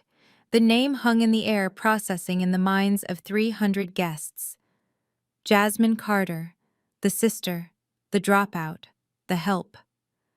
Then the music cut out. The DJ, sensing the shift, killed the celebratory track. I stepped out of the shadows. The spotlight hit me instantly. My white tuxedo blazed in the light, a sharp angelic contrast to the darkness I had just emerged from. I walked slowly, deliberately. Every step was a statement. My head was high, my shoulders back. I did not look at the crowd. I looked directly at my family. Bianca's jaw dropped. She stared at me as if I were a ghost. Her hand, which had been reaching for the check, fell limp to her side. She blinked rapidly, trying to make the image in front of her make sense. This was Jasmine. Ugly Jasmine. Poor Jasmine. Jasmine who washed dishes. Jasmine who couldn't finish community college. How could she be the founder? I saw the realization hit my mother Vernice like a physical blow. She was holding a glass of champagne in her right hand. As I walked closer, ascending the stairs to the stage, her fingers lost their strength. The glass slipped. It hit the hardwood floor of the stage with a shattering crash that echoed through the silent room. Shards of crystal and spray of champagne exploded around her feet, but she did not flinch. She did not look down. She was paralyzed, staring at me with eyes wide with terror. Otis looked like he was having a medical event. His face turned a shade of gray I had never seen before. He gripped the edge of the podium, his knuckles turning white, his mouth opening and closing like a fish out of water. I reached the center of the stage. I stood next to Thorne, who bowed his head slightly in deference and stepped aside, offering me the microphone. I took it. The metal was cool in my hand. I turned to face the crowd, then slowly turned my body to face my family. We stood there, a study in contrasts. Bianca in her graduation gown, looking like a child playing dress-up, shrinking into herself, and me in my bespoke suit, towering over her with the weight of an empire behind me. I looked at Bianca. I let the silence stretch for 5 agonizing seconds. Then I smiled. It was the smile of the wolf who has finally stopped wearing sheep clothing.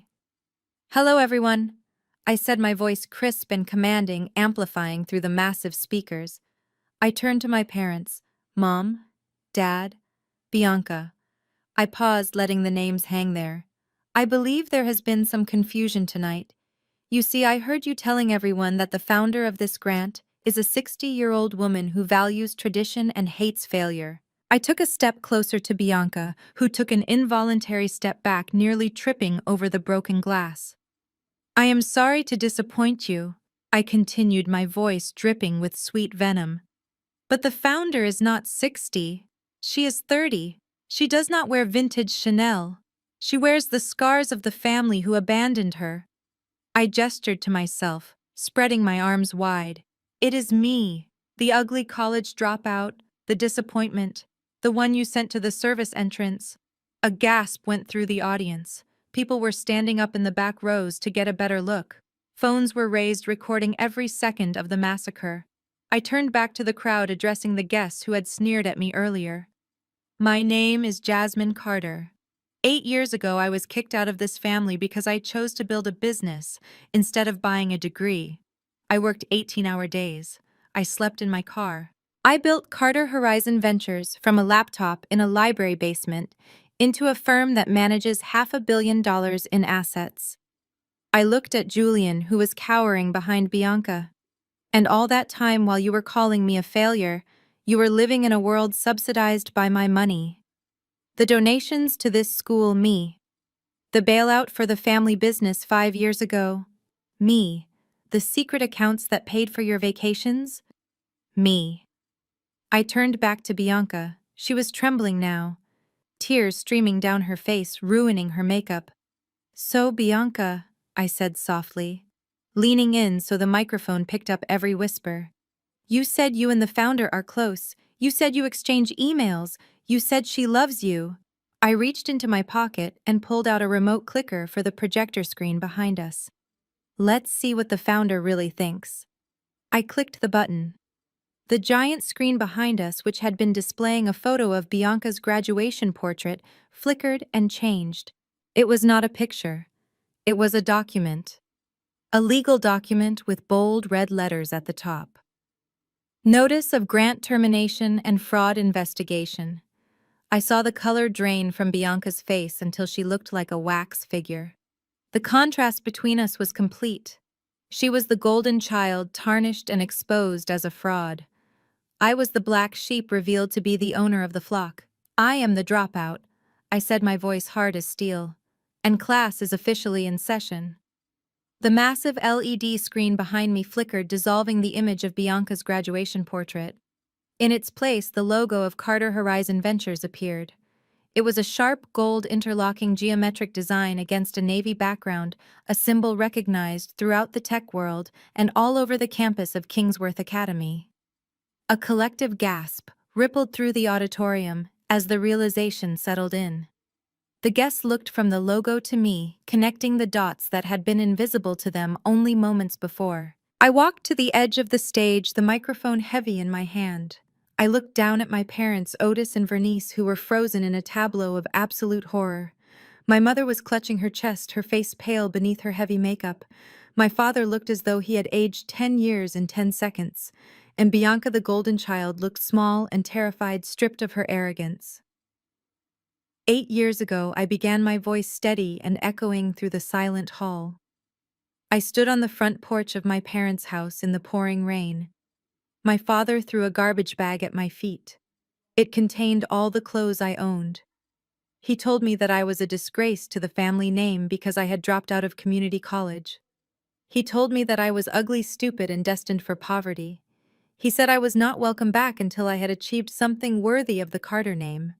I paused, letting the memory wash over the room. I saw a few guests in the front row lower their heads, uncomfortable with the raw honesty of my words. I took that garbage bag, and I slept in my car for 3 months. I showered in gym locker rooms. I ate one meal a day. But I did not stop working.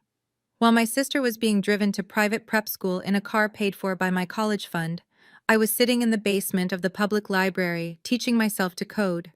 I was building the algorithm that would eventually become the backbone of the largest educational technology platform in the country. I turned slightly, gesturing to the logo on the screen. Carter Horizon. That is what I named my company. Not because I wanted to honor the family that abandoned me, but because I was always looking toward the horizon, waiting for the sun to rise on a day where I did not feel worthless. And when that sun finally rose, it revealed that I was not the failure. The system that judged me was the failure. I walked over to Bianca. She was trembling so violently that her graduation cap had slid crookedly on her head. She looked up at me, her eyes pleading for mercy, begging me to stop before I destroyed the illusion completely. But I had no mercy left to give. She had spent a lifetime taking everything from me. Tonight I was simply balancing the ledger. You told the dean and everyone in this room that you have a personal relationship with the founder? I said, my voice dropping to a conversational, almost intimate tone that was amplified for everyone to hear. You described her as an elderly woman, a traditionalist, someone who hates people like me. I leaned in closer. Look at me, Bianca. I am not 60 years old. I am 30. I do not wear vintage Chanel. I wear the armor I built to survive this family. And I do not hate people who take different paths. I hire them. My company is full of dropouts, artists, and dreamers who were told they were not enough. The only thing I despise, the only thing that Carter Horizon has zero tolerance for is liars. Bianca sobbed a choked, ugly sound. Jasmine, please, she whispered. Just stop. I shook my head slowly. You said you exchanged emails with me. You said I told you that I loved you, that I saw myself in you.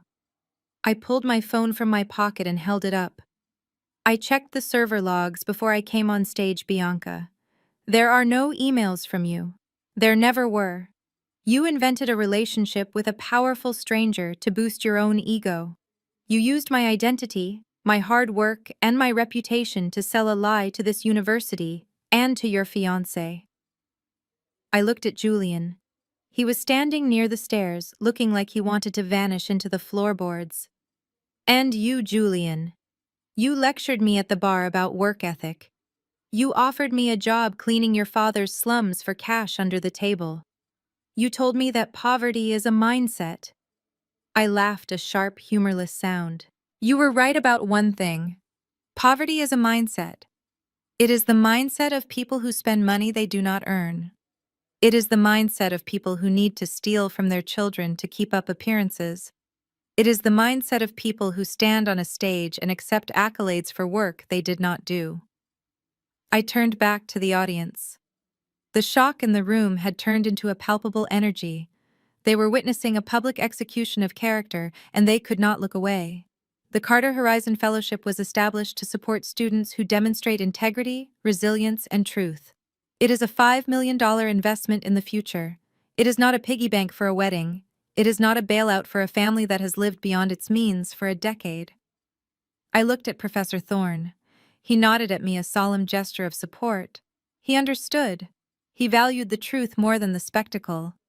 Therefore, I announced, my voice ringing with finality. Due to the gross misrepresentation of facts, the fabrication of a relationship with the donor, and the complete lack of integrity displayed by the candidate, I am making an executive decision. I walked over to the easel that held the giant novelty check covered in velvet. I ripped the velvet cloth off, revealing the check with Bianca's name printed in bold letters. $5 million. Bianca let out a wail, reaching for it as if it were a life raft. I took the check in both hands. I officially rescind the Carter Horizon Fellowship offer to Bianca Carter. With a sharp tearing sound that echoed through the microphone, I ripped the giant cardboard check in half. Then I ripped it again. I let the pieces fall to the floor like confetti at a funeral. "There is no grant," I said, looking down at the scattered pieces. "There is no wedding fund. There is no money coming to save you." My mother, Vernice, finally found her voice.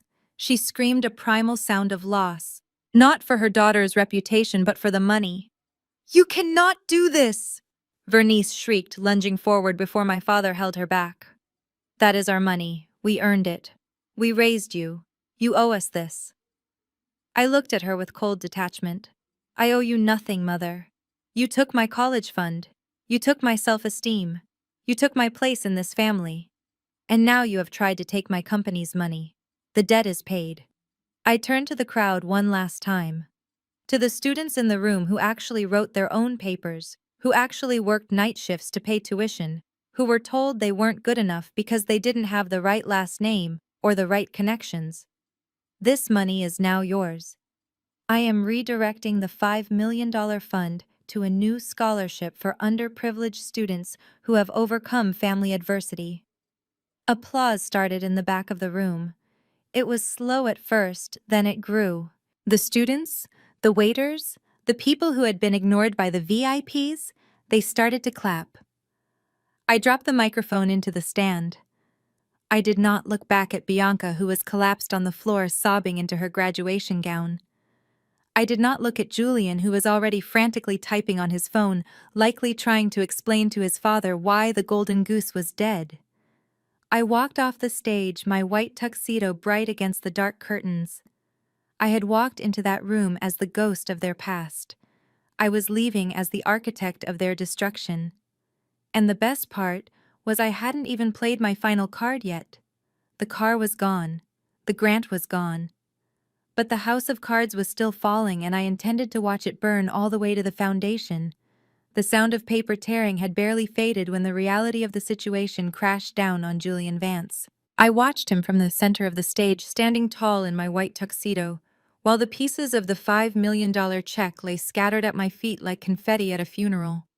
The silence in the auditorium was heavy, broken only by the sharp, ragged breathing of my sister Bianca, who was staring at the floor as if hoping it would open up and swallow her whole. But my eyes were locked on Julian. For the last hour he had strutted around this room like a peacock, secure in the knowledge that he was marrying into a windfall. I knew something the rest of the room did not. I knew about the gambling debts he had buried in offshore accounts. I knew about the loan sharks who had given him until the end of the month to pay up. That $5 million grant was not just a bonus for him. It was his lifeline. It was the only thing keeping his legs from being broken. Now that lifeline was gone. I saw the panic set in. It started in his eyes, wide and frantic, darting around the room as if searching for an exit. Then it moved to his hands, which were trembling uncontrollably at his sides. He took a step toward Bianca, not to comfort her, but to interrogate her. The mask of the doting, supportive fiancé slipped, revealing the desperate, greedy coward underneath. Julian grabbed Bianca by the shoulders. His grip was not gentle. It was aggressive, shaking her so hard her graduation cap tumbled off her head and rolled across the stage. "Tell her she is lying," Julian hissed, his voice loud enough for the microphone to pick up. "Tell me the money is still coming. You said your parents had land. You said the grant was guaranteed. You promised me, Bianca." Bianca looked up at him, her mascara running in dark streaks down her face. She looked pathetic. She reached for his lapels, trying to pull him close, trying to use the physical charm that had worked on him for years. "Julian, baby, please," Bianca sobbed. "It is okay. We do not need the grant. We have each other. We have our love, and we have the baby. Remember, we are building a family. That is what matters. I let out a laugh. It was a cold, sharp sound that cut through her desperation.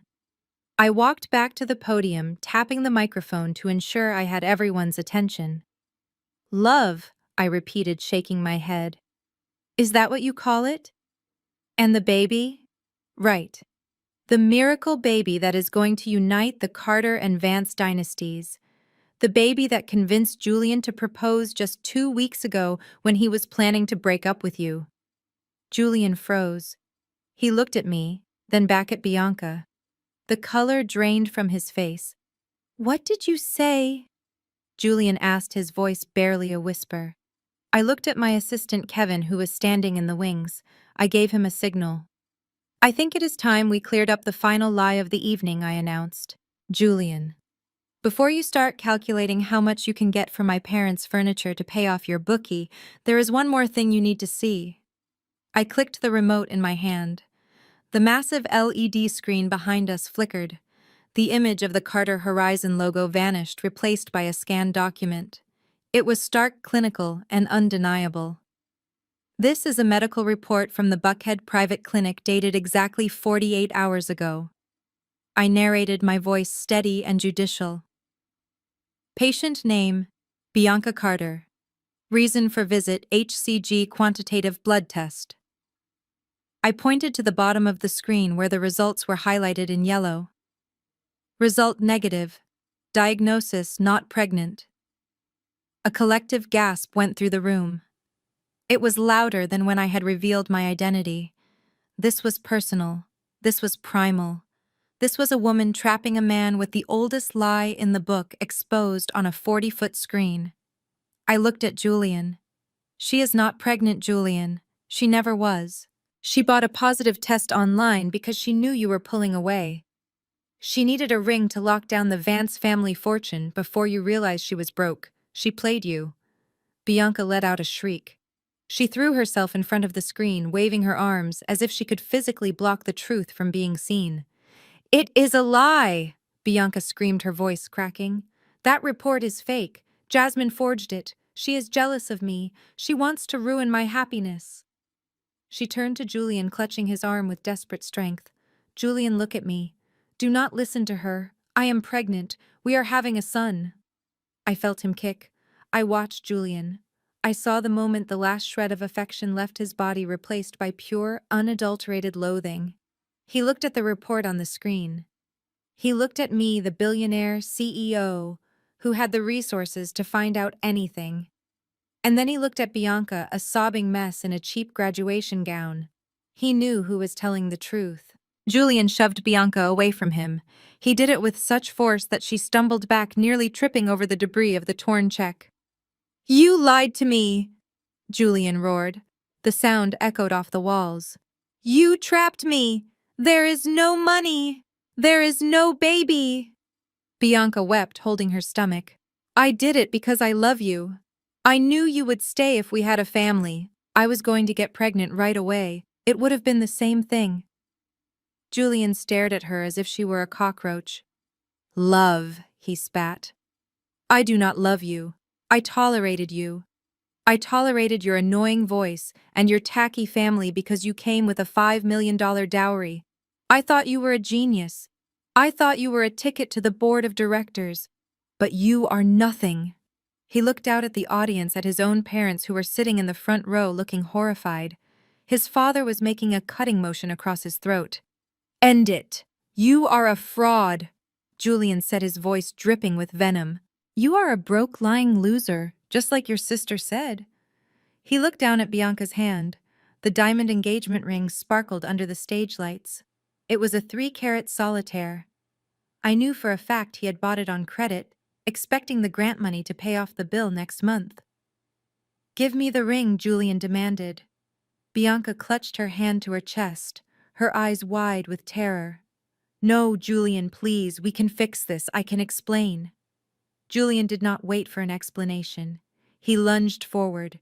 He grabbed her left hand and wrenched her fingers apart. Bianca screamed in pain, trying to pull away, but he was stronger. He twisted the ring off her finger, scratching her skin in the process.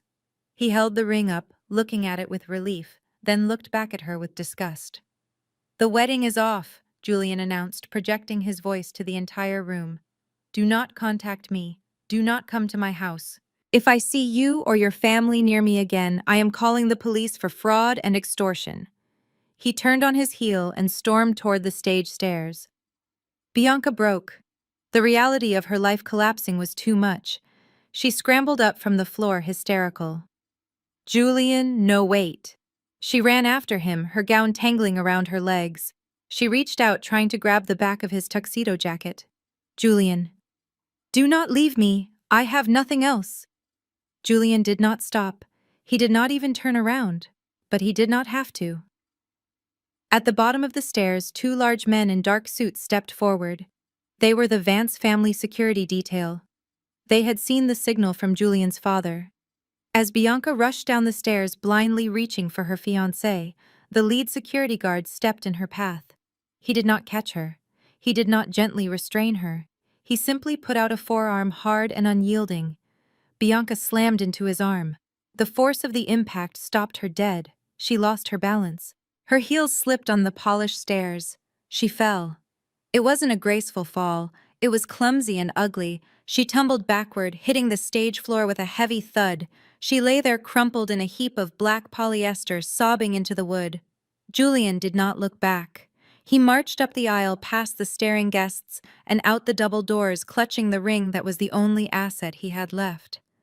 I stood at the podium watching my sister lying on the floor. 8 years ago, I had fallen down the front steps of our house when my father threw my suitcase at me. I remembered looking up and seeing Bianca standing in the doorway, smirking, happy that the competition was finally gone. I looked at her now, broken, abandoned, humiliated. I felt a strange sense of calm. I did not feel joy. I did not feel pity. I felt the cold satisfaction of balance being restored. I leaned into the microphone one last time. "My security team will escort the unauthorized persons off the stage," I said calmly. I motioned to my own guards. They stepped out from the wings, moving toward my parents and Bianca. The show was over. The romance was dead. And the check was torn. All that was left was the cleanup. And for the first time in my life, I wasn't the one who had to hold the broom. The heavy wooden doors swung shut behind Julian, sealing my sister's fate and leaving a vacuum of silence in the auditorium. Bianca lay crumpled at the bottom of the stairs, a heap of black polyester and shattered dreams. The only sound was her ragged breathing, a pathetic whimpering that echoed off the high ceilings.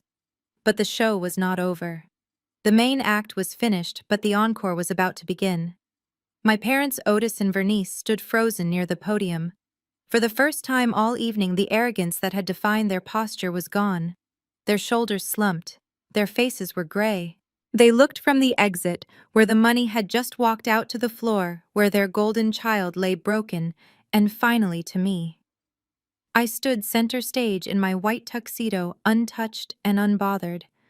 I was the only thing left standing in the wreckage they had created. Survival instinct kicked in. With the $5 million grant shredded and the wealthy fiancé gone, they realized with terrifying clarity that I was now the only person in the room with a checkbook. My mother moved first.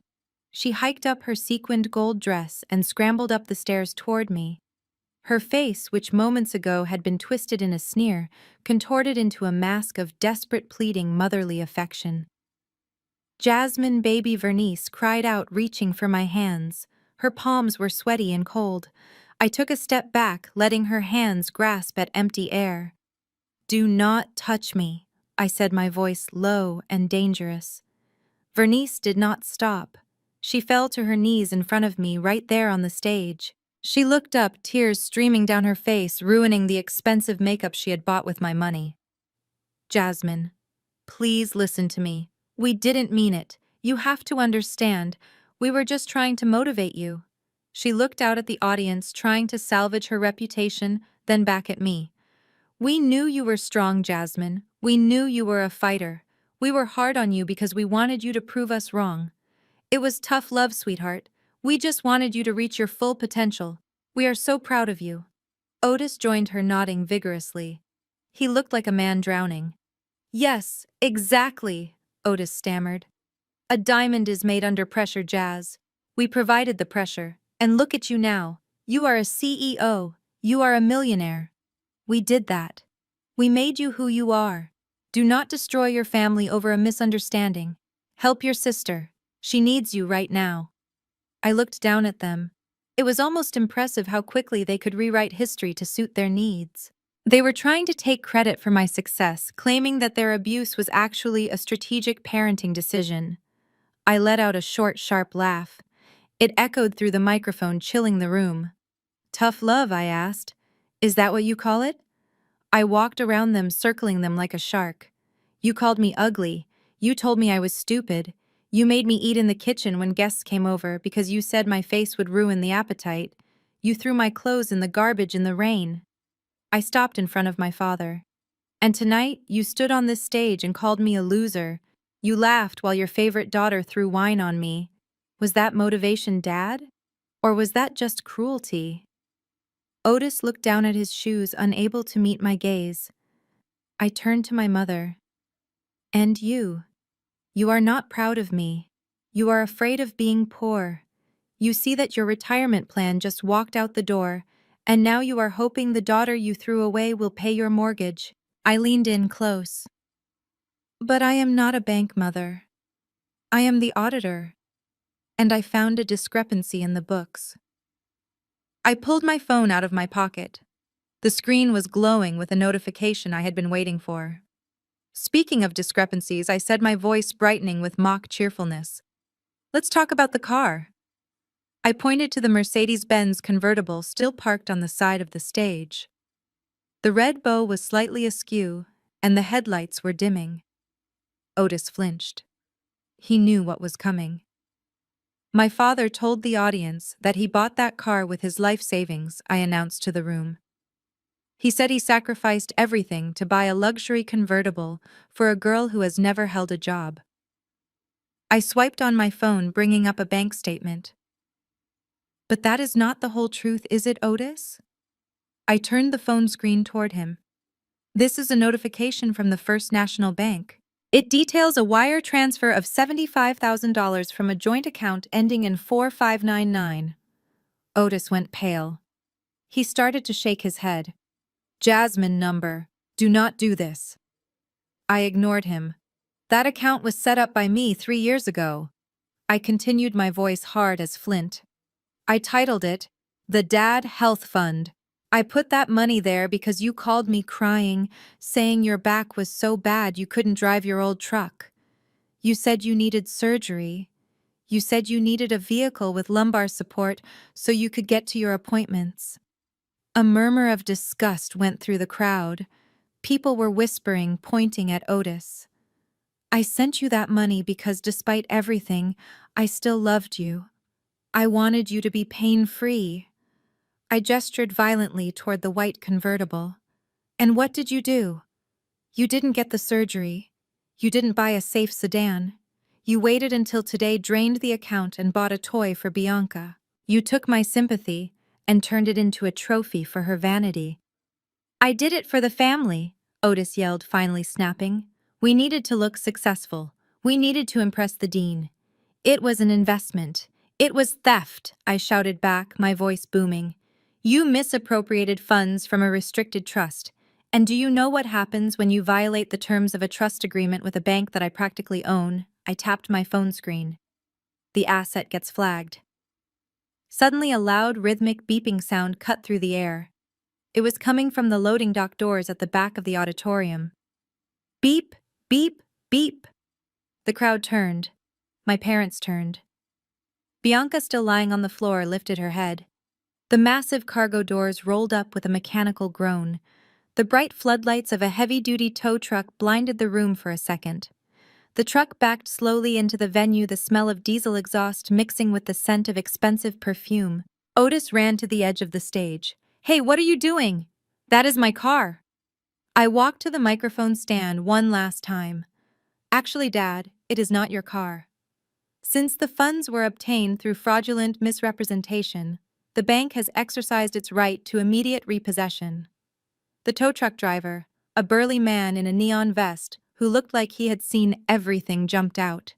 He did not ask for keys. He simply slid the dollies under the rear wheels of the pristine Mercedes. Bianca screamed. It was a sound of pure materialism being ripped from her soul. "My car! You cannot take my car. It has my name on it." She tried to scramble up, slipping on her gown, trying to run toward the vehicle. The driver ignored her. He worked fast. Within seconds, the front of the convertible was hoisted into the air. The red bow slid off the hood and fell to the floor, trampled by the driver's work boots. My mother grabbed my arm, her fingernails digging into my suit. "Stop him! Jasmine, stop him right now! How are we supposed to get home? We sold the van. We have nothing." I looked at her hand on my arm until she let go. "I suggest you call an Uber, Mother. I hear they have a wait time of about 15 minutes. The winch whirred. The Mercedes was pulled up onto the flatbed. The symbol of their lies, the vehicle bought with the money meant for my father's health, was now just cargo. I looked at Otis. He was crying. Real tears this time. Not because he lost a daughter, but because he lost the appearance of wealth. "You are cruel," Otis whispered. "You are a cruel, heartless witch." I smiled.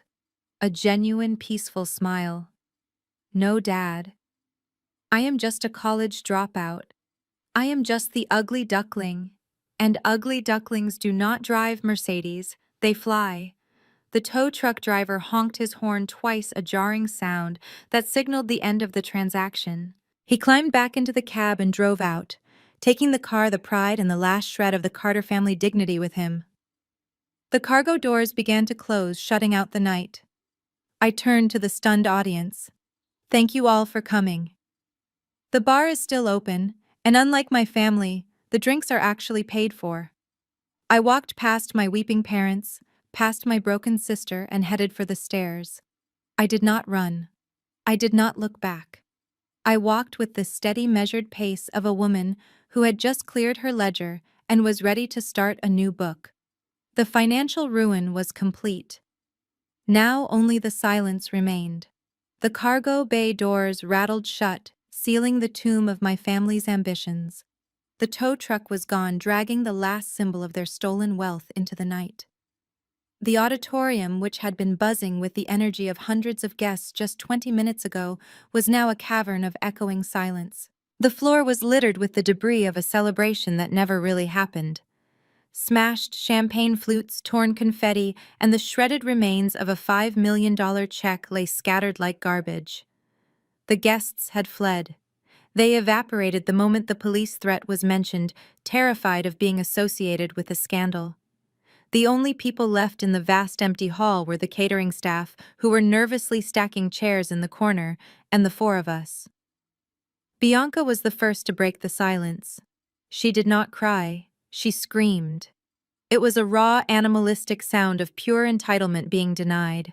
She scrambled up from the floor, her graduation gown torn, her mascara smeared into a black mask around her eyes. She looked like a vengeful spirit. "You ruined my life!" Bianca shrieked, charging at me. Her hands were curled into claws. "You jealous, miserable witch! You did this on purpose! You waited until everyone was watching! You wanted to humiliate me." She tried to reach me, but my personal security guard simply stepped forward, blocking her path with a chest like a granite wall. Bianca bounced off him, stumbling back into the arms of our mother. "I ruined nothing, Bianca," I said, my voice echoing calmly in the empty room. "I simply turned on the lights. If the room was ugly, that is because you made it that way." Vernice held her daughter, rocking her back and forth, but her eyes were locked on me.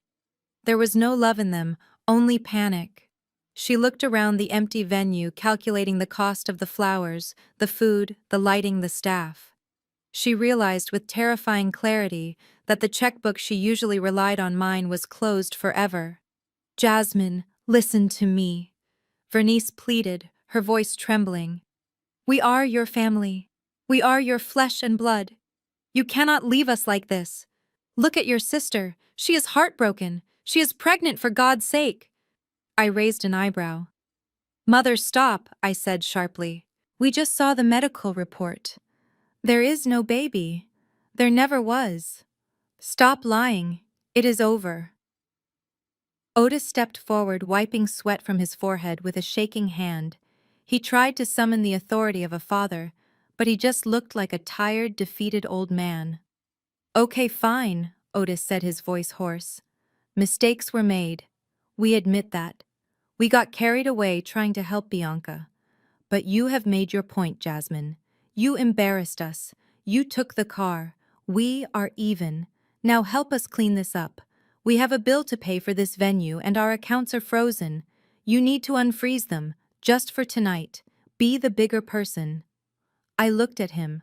I looked at the man who had taught me to ride a bike, the man who had thrown my suitcase into the rain, the man who had stolen my money to buy a convertible. He still thought this was a negotiation. He still thought that if he appealed to my morality, I would write a check to cover his sins. I am the bigger person, Dad, I said. That is why I am not having you arrested for grand larceny tonight. That is my gift to you. Freedom. But I am not your bank. And I am certainly not your savior. I reached into the inner pocket of my white tuxedo. I pulled out 2 envelopes.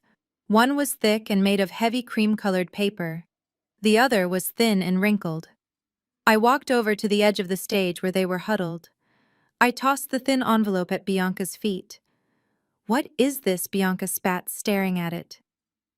It is a severance package, I said. Inside you will find applications for 3 janitorial services in Atlanta. I took the liberty of filling out your name and contact information. They are hiring immediately. Minimum wage night shifts. It is honest work, Bianca. It is the kind of work you mocked me for doing when I was 18. Bianca kicked the envelope away. I will never scrub floors. I am a star. I am going to be famous. I smiled. A cold, tight smile. Actually, you are right. You are going to be famous. To be. I held up my phone. You asked if I hated you, Bianca. I do not. But I do believe in accountability. You wanted to be a public figure. You wanted to be a socialite. Well, congratulations. You are trending.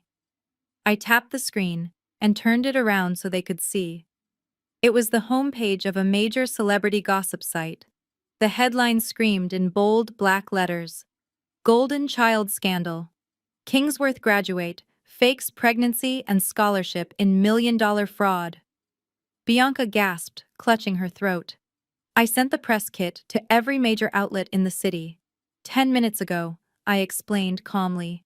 It contains the medical records, the rejected thesis, the foreclosure notices, and the video of Julian dumping you. By tomorrow morning, everyone in Atlanta will know exactly who you are. You wanted the spotlight, sister. Now you have to live in it.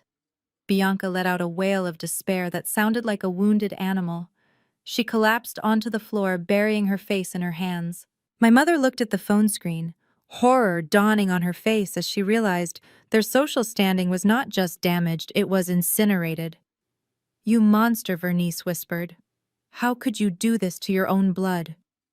I did it because you taught me well, Mother, I replied. You taught me that image is everything. I just fixed the image to match the reality. I opened the second envelope, the thick one. Inside was a boarding pass printed on gold paper. As for me, I continued checking the time on my diamond watch. I have a flight to catch. First class to the Maldives. I have been working very hard lately cleaning up other people's messes. I think I deserve a vacation. I tucked the boarding pass back into my pocket and turned away from them. Wait! Otis shouted, panic rising in his voice. Jasmine, you cannot go. The venue manager is walking over here right now. He has the bill. It is $50,000. We cannot pay that. They will call the police. I stopped and looked back over my shoulder. The venue manager, a stern-looking man with a tablet, was indeed marching toward the stage, flanked by 2 security guards. He did not look happy. I shrugged. Then I suggest you start washing dishes, Dad. I hear they are short-staffed in the kitchen. I walked down the stage stairs, my heels clicking rhythmically on the wood. I passed the venue manager on my way out.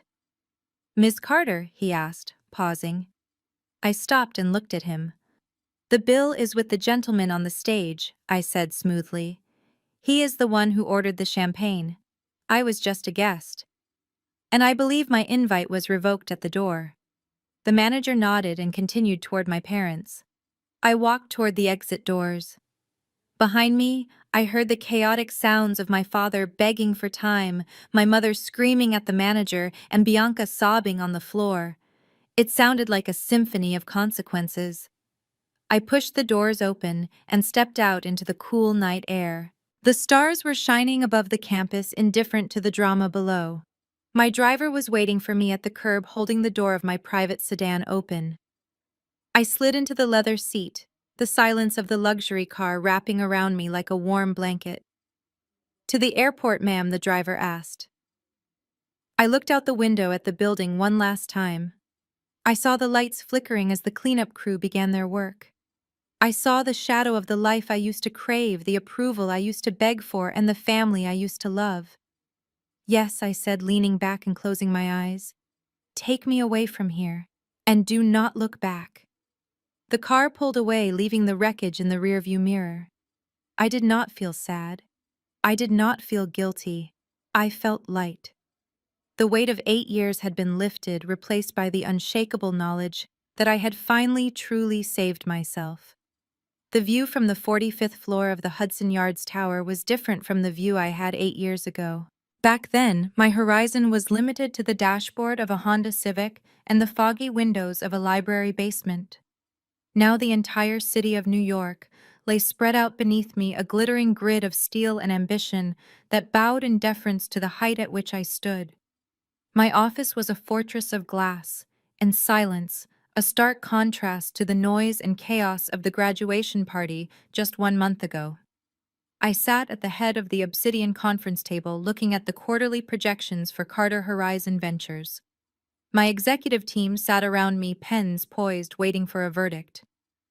"The expansion into the Southeast Asian market is risky," my CFO said, pointing to a graph on the screen.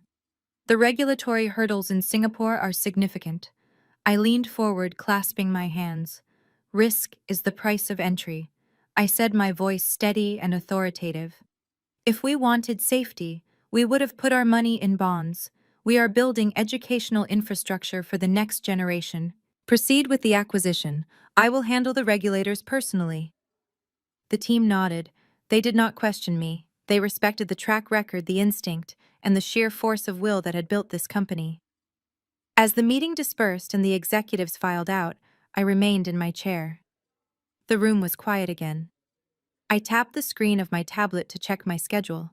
A notification banner slid down from the top of the screen. It was an email. The subject line was written in all capital letters. "Please read Jasmine Family Emergency."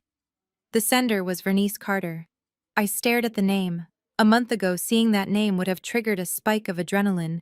It would have made my stomach clench with the old familiar conditioning of guilt and fear. Now I felt nothing. It was like looking at a spam email from a bot. I opened the message not out of concern, but out of a morbid curiosity to see the depth of their desperation. "Jasmine," the email read, "please, you have to answer us. Your father is depressed. He has not gotten out of bed in a week since they took the car. The bank is foreclosing on the house. We have nowhere to go. Bianca is working at a diner, and it is humiliating. We are your family. You made your point. Please unfreeze the accounts. We are sorry. We love you. Mom." I read the words "we love you" and almost laughed. They loved my utility. They loved my solvency. They loved the cushion I provided against the hard reality of the world. I thought about replying. I thought about typing out a detailed explanation of why they deserved every single consequence they were facing. I thought about telling them that humiliation is a teacher and poverty is a classroom they had enrolled in voluntarily. But then I realized that engaging with them was a transaction I could no longer afford. My time was worth thousands of dollars a minute. Their drama was a liability. I moved my finger to the top right corner of the screen. I did not hit reply. I did not hit delete. I hit mark as spam. The email vanished into the junk folder, joining the offers for cheap pharmaceuticals and fake lottery wins. It was where it belonged. There was a soft knock on the glass door. "Come in," I called out. "Kevin." My assistant poked his head in. He was smiling. "Dr. Thorne is here to see you." "Mrs. Carter, send him in." Alistair Thorne walked into the office. He looked out of place in the ultra-modern setting, still wearing his tweed jacket and carrying a battered leather satchel, but his eyes were warm. "Jasmine Thorne said," extending a hand. "Or should I say, Ms. Carter, this is quite the fortress you have built." I stood up and shook his hand warmly. "Dr. Thorne, it is good to see you. Please sit." We moved to the lounge area by the window. Kevin brought us sparkling water. "How are things at Kingsworth?" I asked. Thorne chuckled, taking a sip. "Quiet. Wonderfully quiet. The scandal with your sister was intense. The media trucks finally left last week, but I wanted to give you an update on the new scholarship fund." He pulled a folder from his satchel. "Since you reallocated the $5 million, we have been able to offer full rides to 20 students. Kids from the inner city, kids who work night shifts, kids who remind me a lot of you." I took the folder and opened it. The first profile was a young girl named Marcus, who had been sleeping in a shelter while maintaining a 4.0 GPA. "This is beautiful, Alistair," I said, feeling a genuine lump in my throat. "This is what the money was always for." Thorne nodded. "And I have one more request." He leaned forward, his expression serious. "Next spring, we have the commencement ceremony. Usually we invite a senator or a celebrity, but this year the board voted unanimously. We want you." "Me?" I asked, surprised. "You," Thorne confirmed. "We want the dropout. We want the woman who built an empire from a library basement. We want the students to hear from someone who knows that the degree does not make the person makes the degree." I looked down at the city below. I thought about the girl who had been kicked out of her house in the rain. I thought about the girl who was told she was too ugly, too stupid, too broken to succeed. And now the very institution that represented the elite was asking for my voice. "I would be honored," I said softly. Thorne smiled and stood up. "Excellent. I will have the papers sent over." "Oh, and Jasmine." "Yes, I saw your sister the other day." I stiffened slightly. "Oh." Thorne nodded. "She was serving coffee at the diner near campus. She saw me. She looked down. She looked humbled. I think for the first time in her life, she is actually learning something." I nodded. "Good. That is the most expensive education she has ever received." Thorne left, leaving me alone in the silence of my success. I walked to the floor-to-ceiling window. The sun was setting over the Hudson River, painting the sky in shades of purple and gold. It reminded me of the bruises I used to carry on my heart, bruises that had finally healed into scars of strength. I looked at my reflection in the glass. I did not see the ugly duckling. I did not see the scapegoat. I saw a phoenix. My family had tried to bury me, not realizing that I was a seed. They had tried to burn me, not realizing that fire was my natural element. I thought about my mother's email in the spam folder. I thought about Bianca scrubbing tables. I thought about my father sitting in a house he no longer owned. Some people might call me cruel. They might say that family is forever, that blood is thicker than water. But I had learned a hard truth on my journey. Blood is just biology. Family is loyalty. They cut me off when I had nothing because I was a burden to their image. They wanted me to disappear so they could shine. I cut them off when I had everything because they were a threat to my peace. That is not cruelty. That is not revenge. That is simply the balance of the universe correcting itself. I pressed my hand against the cold glass, feeling the vibration of the city hum against my palm. I had a speech to write. I had a company to run. I had a horizon to chase. The past was a closed book. The future was an open sky. And for the first time in 30 years, I was free to fly. If you have ever had to burn a bridge to light your own way, know that you are not alone. If you have ever been the black sheep who turned into the goat, the greatest of all time in your own story, then this message is for you. Do not let them define you. Do not let them use you. And never ever let them make you feel guilty for succeeding without them. My name is Jasmine Carter. I was an ugly college dropout. Now I am just the CEO. Thank you for watching my story. If you enjoyed seeing justice served cold, please hit that like button and subscribe. Let me know in the comments, have you ever had to cut off a toxic family member to save yourself? I read every single one. Until next time, keep your eyes on the horizon. The view is beautiful from up here.